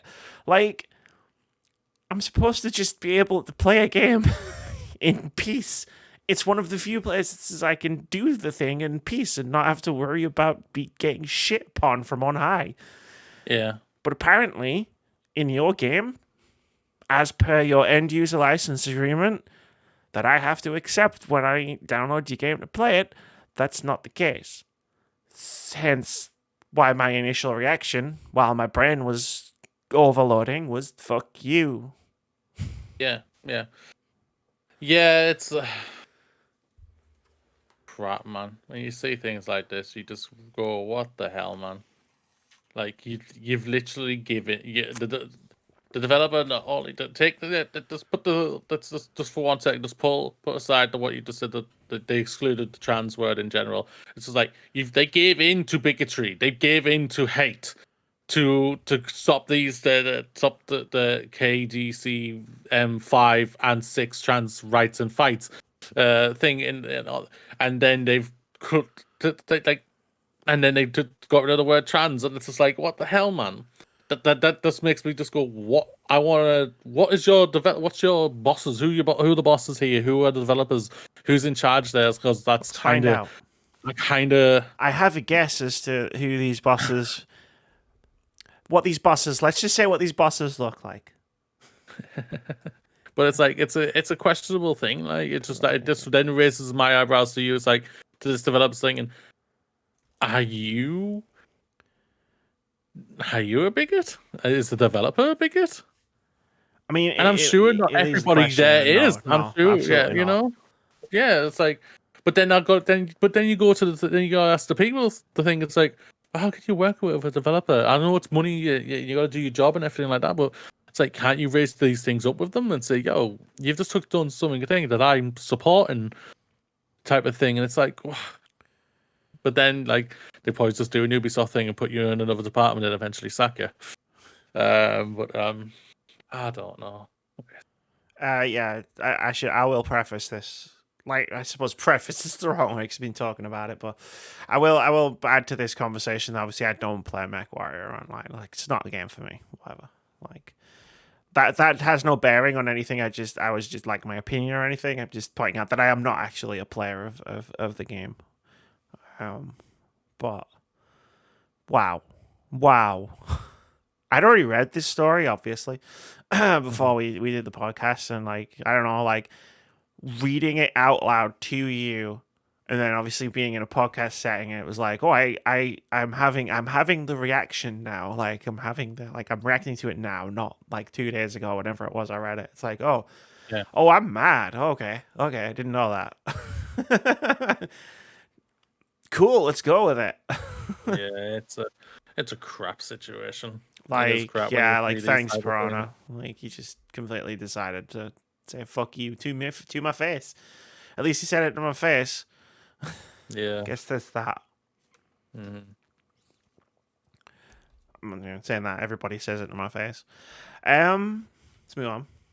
Yes, Saints Row players will be able to create a character anywhere on the gender spectrum. This is from Rhiannon Bevan over at The Gamer, who writes, despite being a reboot, the new Saints Row game is drawing a lot of inspiration from its predecessors. Now we know that its character creator will be no exception, as it's set to get the gender spectrum feature from Saints Row 2, allowing players to create a boss whose appearance is not limited by their chosen gender. In practice, this means that no character customization option is gated behind gender. Hairstyles, facial hair, build, everything is on the cards for everyone.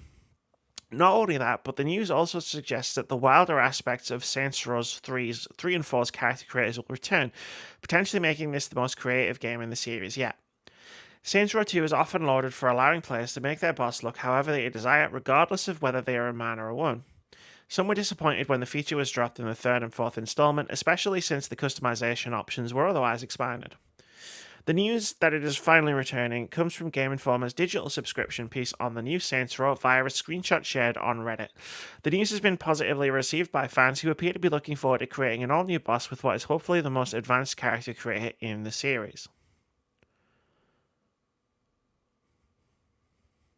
Cool. This is cool. I never played Saints Row 2, so I didn't know this was a thing.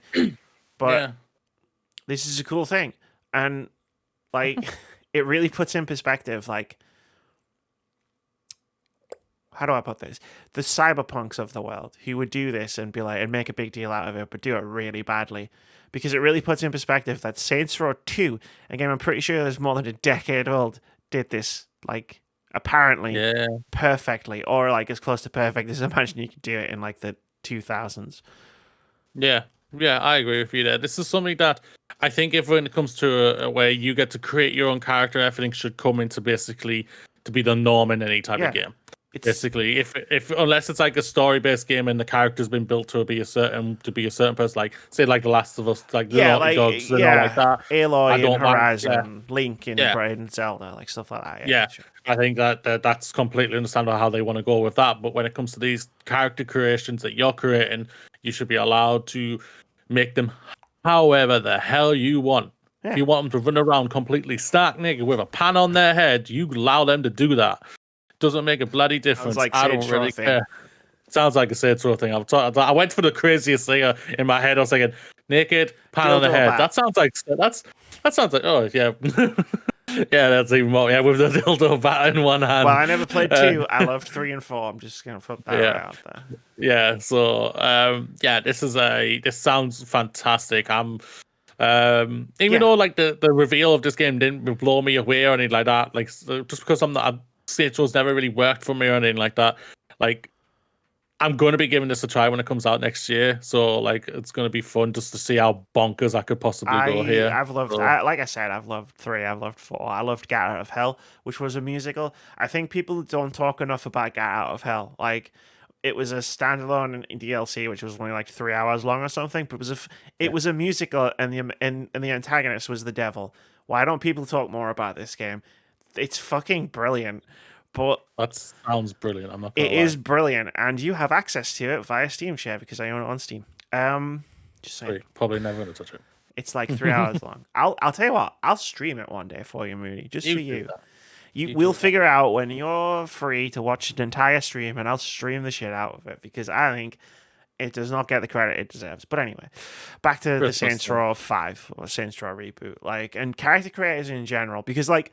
You know how I always preface when we talk about game development with most of what I know about game development I learned from NoClip, which is I don't know that much about game development other than it's really fucking difficult.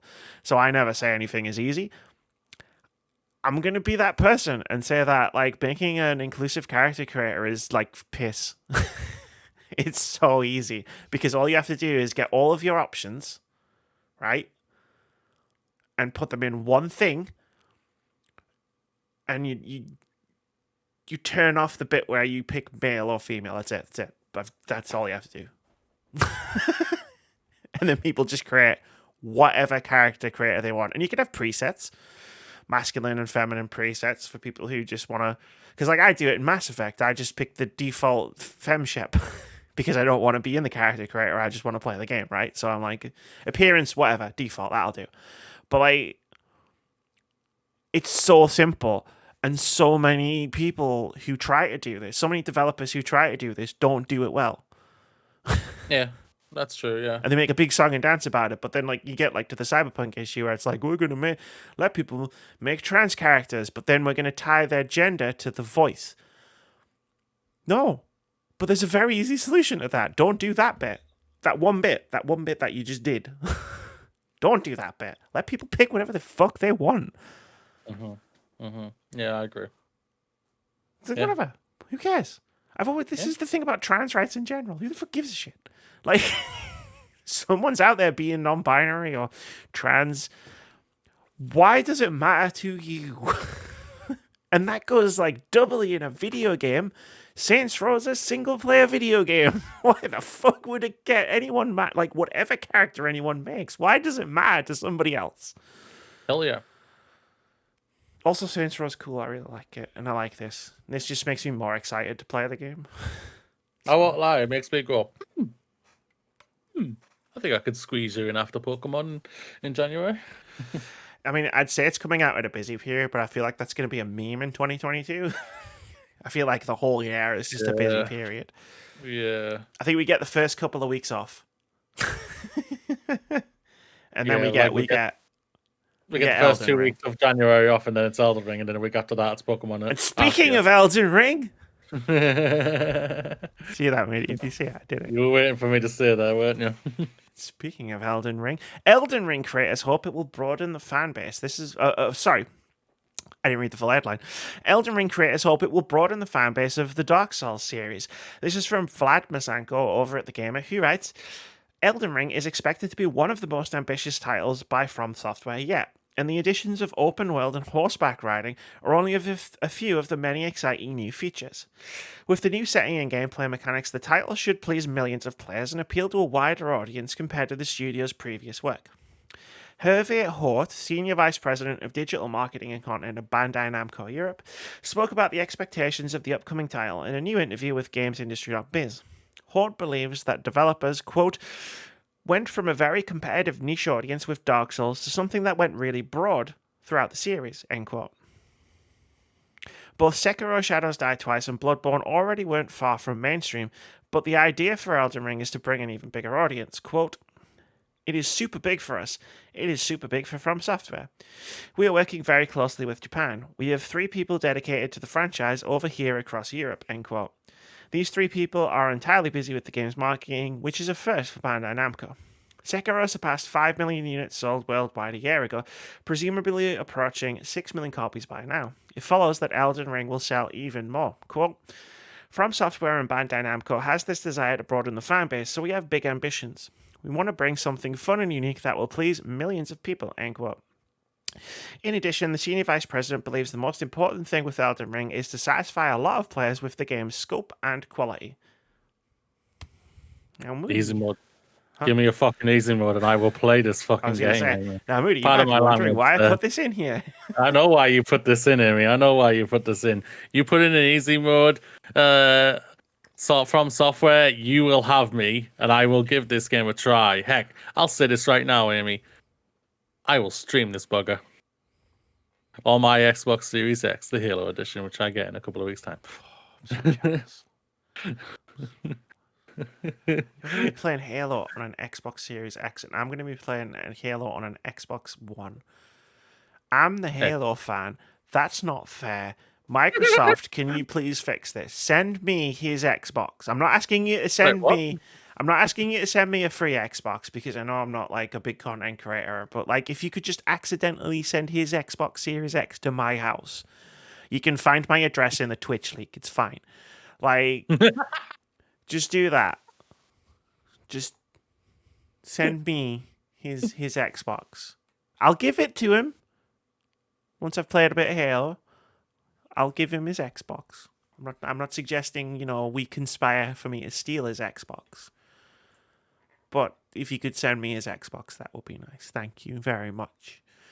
Anyway, yeah, I put this in here because I was like, well, there's one really easy way to broaden the fan base of Elden Ring. It will. If they want to sell more than Sekiro, Here's the thing. They will with an easy mode. Because it'll make it so much more accessible for people, and you make things more accessible for people, that's more of an audience. Everybody who's heard about how amazing Dark Souls and Bloodborne and Sekiro is from people like me will be like, I can try this one. And Amy won't fucking shut up about it. She made two fucking videos about Dark Souls games, and now I'll finally be able to play a fucking one and say, you were right. Now shut the fuck up. Like, that's exactly how that discourse would go. Yes. It would. It probably seriously would. Like, that's the craziest thing about it. Like, all the idiots, I'm just going to say, all the idiots who say, oh, we don't need to just get good at video games. No, it's not about that getting good at video games. Sometimes people just have limitations who cannot do it. Stop being a bell end and just allow this to happen. Like, people don't have to, you know what, right? It took me, let's think. I mean, it took me years to get good at a Dark Souls-esque game. It was Bloodborne, but it took me, I'd say, about 3 or 4 hours to get into Dark Souls 3, because I played that earlier this year and I did the retrospective for it. Yeah. I'd say it was about 3 or 4 hours I played Dark Souls 3 before I got going. I want to say got good, before I got going and I was starting to like get a grip for it. And I could play entire games in that time. Like, and I don't begrudge someone being like 3 or 4 hours, like, you want me to play a game for 3 or 4 hours or more, depending on like skill levels and stuff, before I'm gonna enjoy it. Yeah. And I have like, and even then it probably would be longer, because I came at Dark Souls 3 having played Demon's Souls, the remake, played Bloodborne, one of my favorite games ever. So I already put the work in, air quotes on work, to get good. Right? So it's probably longer for someone who's not played a Souls game or gotten into it. And it's like, I would never ask anyone to do that. Like, if a game, like, I bounce out so many games where I'm like, oh, it might get good later, but I don't want to put that time investment in when I can play a different game and be rewarded quicker with a good time. Or like an enjoyable experience or whatever. So I totally get that. Put an easy mode in, you'll sell more. I don't know that Elden Ring will outsell Sekiro. I don't think it's a given, and I'll tell you why. Because Elden Ring isn't being published by Activision. Elden Ring was published by Activision Blizzard, and it had Activision Blizzard marketing behind it. Elden Ring does not have Activision Blizzard marketing behind it. I don't know if it's going to outsell Sekiro. Okay, you just said Elden Ring had Activision marketing, then you've just said Elden Ring Sekiro had Activision marketing. Elden Ring has Bandai Namco marketing. That's no shade on Bandai Namco. I just played and really enjoyed Tales of Arise. Like, but the power of the marketing behind with having Activision behind you, yes, I do see where you're coming from with that. And there's no doubt about that. Yeah, there's no doubt about it. You are spot on there. I think that's a fair thing to say, that even though there's no doubt about it, was what everyone was talking about after the Gamescom area type thing. That's what true. happened you're not wrong, but we're very plugged into the industry. Yeah, no doubt about it. I agree with you there. So it's going to be fascinating, no doubt about it. It's going to be very fascinating. I think what helps it is that it's the first big game of the year of 2022. Yes. However, I think that's going to help it, but then it comes up against Pokemon. Counterpoint, Pokemon comes out 1 week later. Yeah, it's like... And I know a lot of people are probably thinking, wait, Pokemon's only going to be on one platform. That means nothing. Pokemon is... That power of that flipping IP is insane. It's on the current gen console that sold the most units by a significant margin. Yeah. I mean, if you want to go down, if somebody wanted to go down that road, like, there are way more Switches than there are PlayStation 5s and Xbox Series consoles in the Yeah. wild. And I know it's on the other consoles and platforms, but like Pokemon is Pokemon. Yeah. The reason it's 25 years old. Yeah. And it's Like, the gameplay is literally even though Elden this Ring. Arcanist isn't, but like they've Yeah. got away with 25 years of being the same stale old, quote unquote stale Yeah, old it's the same gameplay for game. 20 Yeah. years. But like, I'm going to be really reductive. And anyone who I think knows me or watches this podcast knows that, this isn't me, but I'm throwing it out there as part of like putting myself in the mindset of someone who doesn't read websites and follow people on Twitter and listen to podcasts and stuff is like, Pokemon is Pokemon. Everybody knows what Pokemon is. Elden Ring doesn't even have Dark Souls in the title. Yeah, this is a brand new IP. They may have the From Software name behind it, but From Software name is not as big as Pokemon. From Software is amazing. I love them as a studio. Again, Bloodborne is one of my favorite games ever made. From Software does not have a big name outside of nerds like us. Like if I went and asked, because I know tons of casual gamers, and I never use that term derogatorily, but like if I asked them who From Software was, like, or if they're excited for Elden Ring, I don't know that I would get many responses that weren't, "What's that?" Yeah, I think. And I want this game to succeed. I want all games to succeed. I'm super pumped for Elden Ring. We're going to record a podcast at the beginning of January next year where we did talk about our most anticipated games, and Moody's going to be sick of the words Elden Ring. But I don't know, man. It's going to be your first game you review. It's going to be the first game I play in 2022. Like, easily. I'm pushing Pokemon back because Elden Ring is going to be out, and I can't commit to both, so I'm committing to Elden Ring. Yeah. But I won't lie, if Elden Ring has a easy mode, From Software, Pokemon might get pushed back for me as well. Because I want to give this a try. I won't lie, but I won't, because I'm like, my hand-eye coordination will not help me here. And I do not have good hand-eye coordination. Nope. I just want to let you know right now on my screensaver, I've got Steph just looking at me, and I'm just like, I love it. That's pretty. And now it's switched to Alex, and I'm just like, I love it even more. All right, are you ready for one last news story? Go on, hit me. Resident Evil 7 ships 10 million units. That's the one I'm going with. This is from Wesley and Poole over at Eurogamer. He writes, Resident Evil 7. Resident Evil 7. Sean, my name is James, but shaken, not stirred. It's been a long day. Resident Evil 7 has shipped over 10 million units, Capcom has announced. That's a sold-in figure, not sold through to customers. But it's an impressive milestone for Capcom's 2017 horror title, which is credited with rejuvenating the long-running series, which it absolutely did. Resident Evil 7 marked a return to the series' horror roots with a shift from the third-person perspective seen in previous games to a first-person perspective. The changes went down well, and Resident Evil 7 set tills ringing upon release. Capcom said the game's recent success was driven by digital sales and synergies with follow-up Resident Evil Village, which launched in May. This included a bundle containing both games. Resident Evil 7 has seen in excess of 1 million sales in each financial year since it came out, Capcom said. This means it's the first game in the series to break 10 million cumulative worldwide shipments, and it's the first Resident Evil game to break through 10 million before the release of a remake or remaster. For context, the 2019 Resident Evil 2 remake has shipped 8.6 million units. Both Resident Evil 5 and Resident Evil 6 have shipped 7.9 million units. The original Resident Evil 2, which came out in 1998, has shipped just shy of 5 million units. Cumulative shipments of the games in the series now exceeds 100 million units since the first game came out in 1996. Now, more than 25 years later, it's a series that's still going strong. I'm just thinking, before we talk about Resident Evil, two things just connected in my brain, because something you said in the Elden Ring story, and something I just said as part of that news story. Are Resident Evil and Pokemon the same age? No. Oh, okay. Because it's like Resident Evil's 25 years old.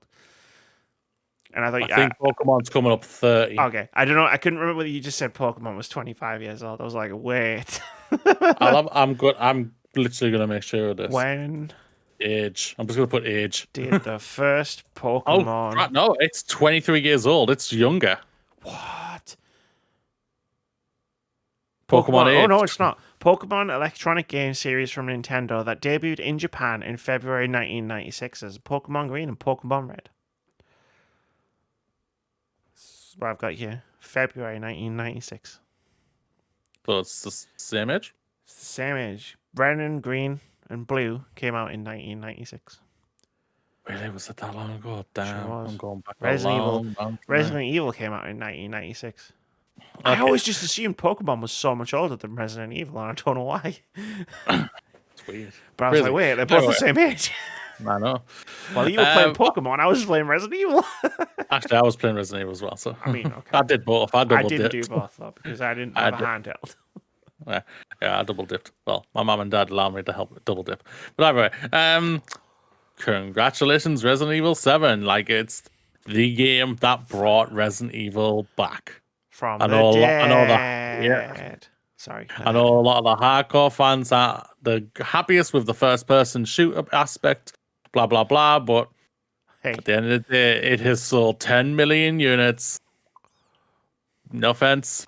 Your words don't mean nothing anymore when it comes to this, because people are showing telling Capcom what they want, and they're gonna get it. And if I remember rightly, didn't we talk about Village's sales a couple of weeks ago? And like, isn't that like 6 million or something? Yeah, isn't that like 6 million already or something? So like that, if that means Village will hit 10. I'll be very surprised if Resident Evil Village hits it. I think we're literally both typing in the same thing at the same time. Probably. It's really handy having a laptop. Sales. 4.5 million is a May. So theoretically, I'd be very surprised if it's not hit 5 million yet. Oh, I would 6. I'd go. It's probably I would say it's coming close to 6 million, if not 6 million already. So that tells me it's going to hit the Resident Evil Village. It's going to hit 10 million, which is going to mean it's the Resident Evil 7 and Resident Evil 8, the ones what everyone says has the worst character to play as is Ethan, is going to be outselling all the iconic Resident Evil games. They're not wrong. But they're not wrong that he's a bar. Make a difference to the game, though. yeah. There's no doubt about it. Like, they're not wrong, but yeah. Like, it's a bit amusing to me. It really is. I'm so happy because for so long it was always Resident Evil 6 is the best selling Resident Evil game, and that like killed me inside. Like, that was the game that was the best selling Resident Evil.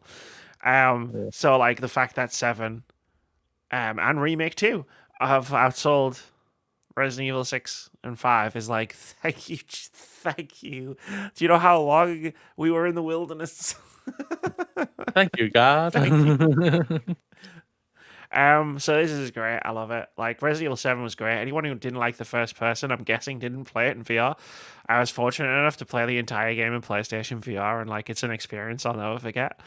Like, it was fucking great in VR, but like, it's still a great game either way. Like, I loved it.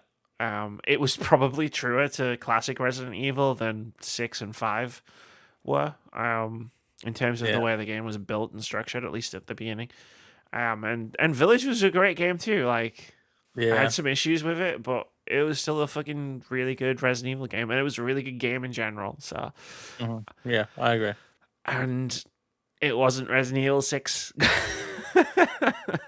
which had I'm not even gonna get into it, but yeah. It's a great way to celebrate 25th anniversary. Hell yeah.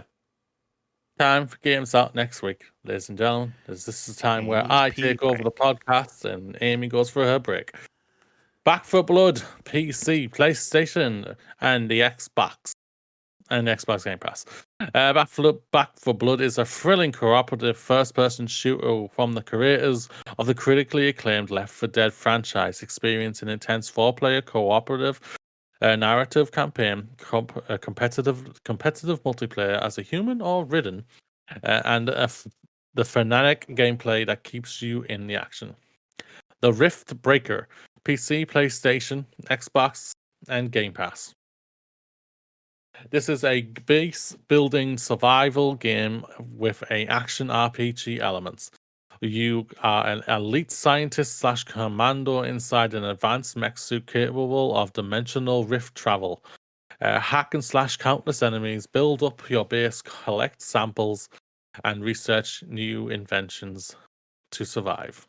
Jackbox Party Pack 8, PC, PlayStation, Xbox, and Switch. Play your next game night. Jackbox Games is back with 5 hilarious new party games, including Drawful Animation, Job, The Pole Mine, Weapons Drawn, and The Wheel of Emotional Propositions.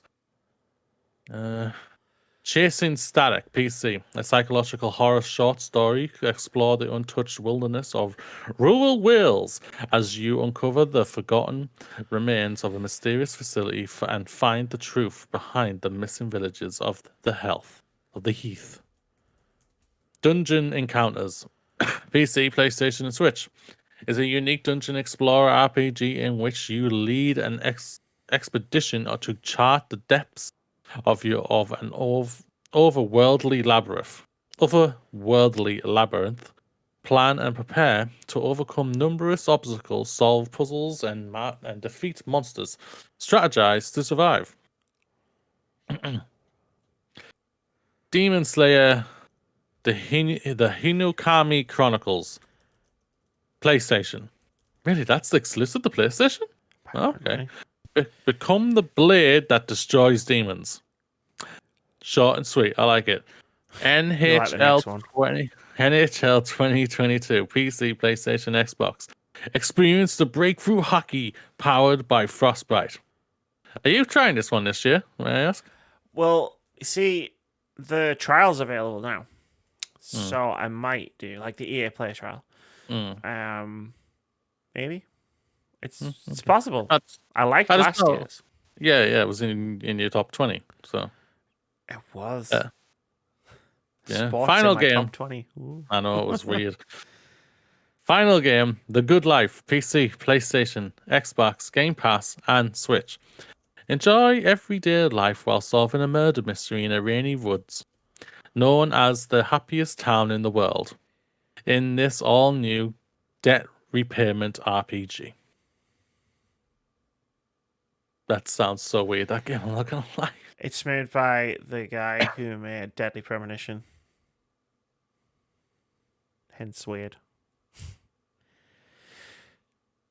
Okay. Yep. Just saying. Alright. It's my turn now, isn't it? I believe so. You haven't picked a game for us to pick this week. Oh, I knew I forgot something. There's an obvious. I was like, which one? There's an obvious one. Oh yeah, it's Back 4 Blood. Yeah, it's Back 4 Blood. It's time for OpenCritic Head-To-Head. This is the game myself and Moody play every single week, where we try to guess the OpenCritic average of one upcoming game. Whoever guesses closest to the score gets, at the time of recording, gets 1 point. If you manage to guess the score completely correctly, you get 2 points. Last week, we tried to guess the OpenCritic average of Metroid Dread. Did you like the fact that I did all that while I was typing out the other thing? Because I'm really impressed that I did that. I wasn't paying attention. I said the whole thing without messing it up while I was typing the Back 4 Blood thing into the document. Wow. Congrats. High five. High fucking five. God damn. I don't know if you noticed when I sat down. So I did a stupid thing while I walked back in the room. Like I did jazz hands at the camera. And then when I sat down, I cracked my boob right off the microphone. So you should watch the podcast back for the games out this week part where I come back in, because it's just a fucking mess. But I feel like that sums me up as a person. I do something funny, then I do something really stupid, then I do something really awesome. And if that just isn't me as a person, as a human being, I don't know what is. That's true. That doesn't sum up Amy. That sums me up. All in the space of like 2 minutes, just fuck's sake. Yeah, so last week we tried to guess the OpenCritic average of Metroid Dread. I guessed it would get an 84. Moody guessed it would get a 90. Moody was kicking himself because he's like, oh, guess an 88, because that's what every game's got. Time of recording, Metroid Dread has an OpenCritic average of 88, which means Moody still does get the point. but he doesn't get 2 points. The week before, we tried to guess the OpenCritic average of Lemnis Gate. It didn't have a review score last week because it was an online game. Online games don't get reviews until after they're out. Makes sense. I guessed it would get a 75. Moody guessed it would get a 70. At the time of recording, Lemnis Gate has an OpenCritic average of 80. Which, because it's in Game Pass, made my brain go, maybe I should check this out. So the current scores stand at Amy 20, Moody 17. There are 2 draws, and some other people got some points as well. That's fair. I mean, they're so far behind, even if they appeared on every podcast from now until the end of time, they're not catching up, unless I do something stupid again, like give them 10 times multipliers. I think you would kill me. If I did that again, I think you would come to my house, because now he knows where I live, and fucking kill me. Amy, I've literally just counted. We have 10 weeks left. 10 weeks, so 20 possible points.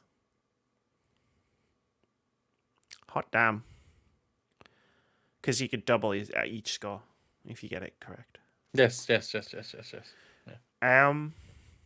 Still close. I like it. Fantasy Critic also still pretty fucking close, but I think you are gonna accelerate. I am enjoying this moment because right now it looks like me and you are like in a titanic struggle for first place.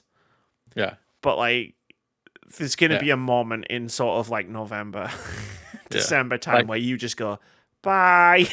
And I go, yeah, like the last game I got points for is literally just like it was at 18. Now it's just going up. It's going up, yeah. Like mine did. My Eastwood got me a few points, and I've swapped out my last game, and the reviews for that come out next week. Yeah, I've seen you finally dropped Hollow Knight. I'm not gonna lie, I'm gonna laugh for you. So if that comes out, I'm changing in the it next back. 10 weeks. No, I won't allow I'm changing it back. You can't stop me. I'm the one with the admin control. That's not fair. I'm the one with the admin controls, bitch. We can't ask Russell because he won't get involved because he's basically out of it anyway. So we'd have to get Keith because he still has a chance. He still needs a pick stomach. He's still got a space, right? Like, yeah. Doesn't he have a chance to kick to? Oh, he can't. Yeah, he can't get rid of anything. So no he can't. I'm not gonna lie though. In terms of Fantasy Critic, like as someone who was on it a couple of days ago, like picking a game, it's pretty dry at this point. Like what's left to what can score high. It's like there's not a lot left. He's only got one game. He's got 2 games coming out. 3, I think. He's got 2 games right now that are coming out. Oh, 3, yes. Oh wow. Huh.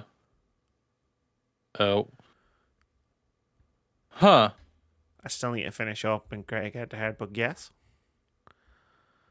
Well, I'm just gonna say, Back 4 Blood has a critic score on Fantasy Critic. Oh, hold on. When did the reviews come out? How did I miss them? It might not be up, but I'm just going off what it says on Fantasy Critic, not on thingy. Oh, you know what? Yeah, the embargo won't be out yet because it's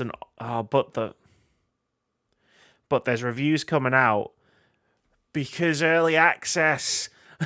Because if you pre-ordered the game, you're already playing it. There's reviews on OpenCritic. It doesn't have an average. But on here right now it says 71. It says 71 on Fantasy Critic. Right now, I don't know if you can see that properly. Yeah. But it doesn't have an average score. Yeah, I've got it open on my end. I'm proving it to the people of. Yeah. Okay. Wow, this lights my if I hold this up to the camera, it lights me really well. Like, the colors really start popping. Damn, I need a light behind me now. Okay, what do you want to do? It's up to you.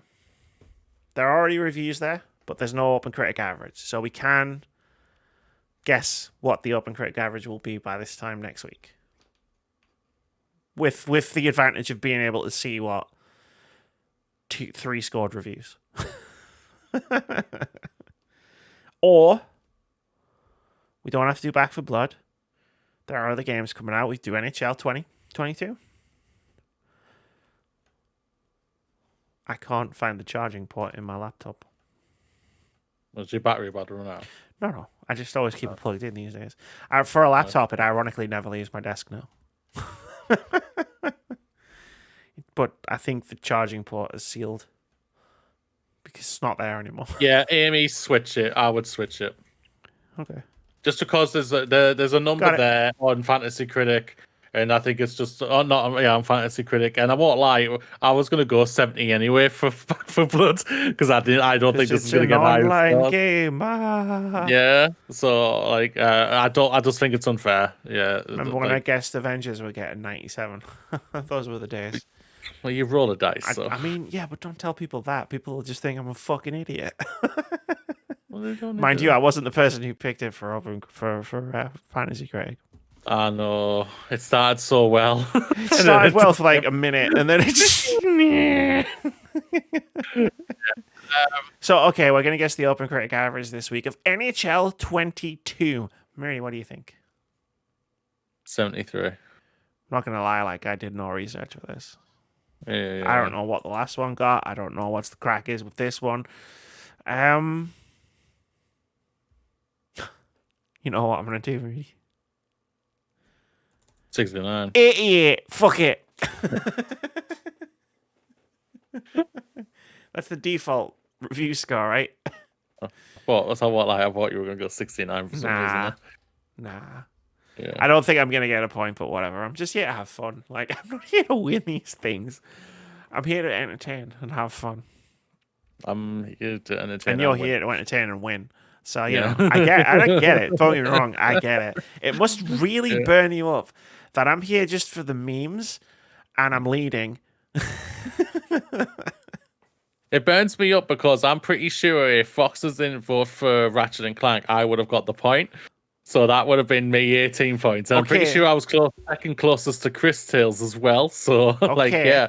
And actually, I think I would, if Fox was one here, I'm pretty sure I would have had MLB, Ratchet and Clank, and Chris Tales. Okay. So... I understand that. Totally get it. However, he wasn't a guest. He wasn't a guest co-host at the time, so it would have been unfair to exclude him. Oh yeah, I agree. Oh no, I agree. And I'm not saying you should give me his points. Or I'm like not that. giving you his points, so it's fine. I'm not saying that, so don't worry. Do you know how much work that would be? I'd have to watch the old podcast, find out what scores we all fucking said, and then I'd have to go through, and then I'd be like, oh, well, what's the OpenCritic average now? Figure out where the points went. Yeah, we'll just do it this way. There, see, copy, paste, bada bing, bada boom. Then we just put this up to. Did you just edit my document? There we go, and just add it up to 20. Did you just edit my document? Not at all, Amy. Not at all. Yeah, that Control-Z function is really useful, isn't it? Careful. Be very careful. That's going to do it for episode 276 of the Words About Games podcast. Moody, you know what I'm going to say? I know you're not prepared. So I'm just going to sit here and ramble for a minute while I wait for you to close us out. Got it. Oh, wow. Okay, never mind. Close us out, Moody. I will close us out with this. The week is here. So let's start with some positive energy. Every day. All right, you're from Yorkshire or something. Every day holds the possibility of a miracle. Have a great week and have a nice day. See you later, everybody. Bye. Have a good week. We'll see you next week.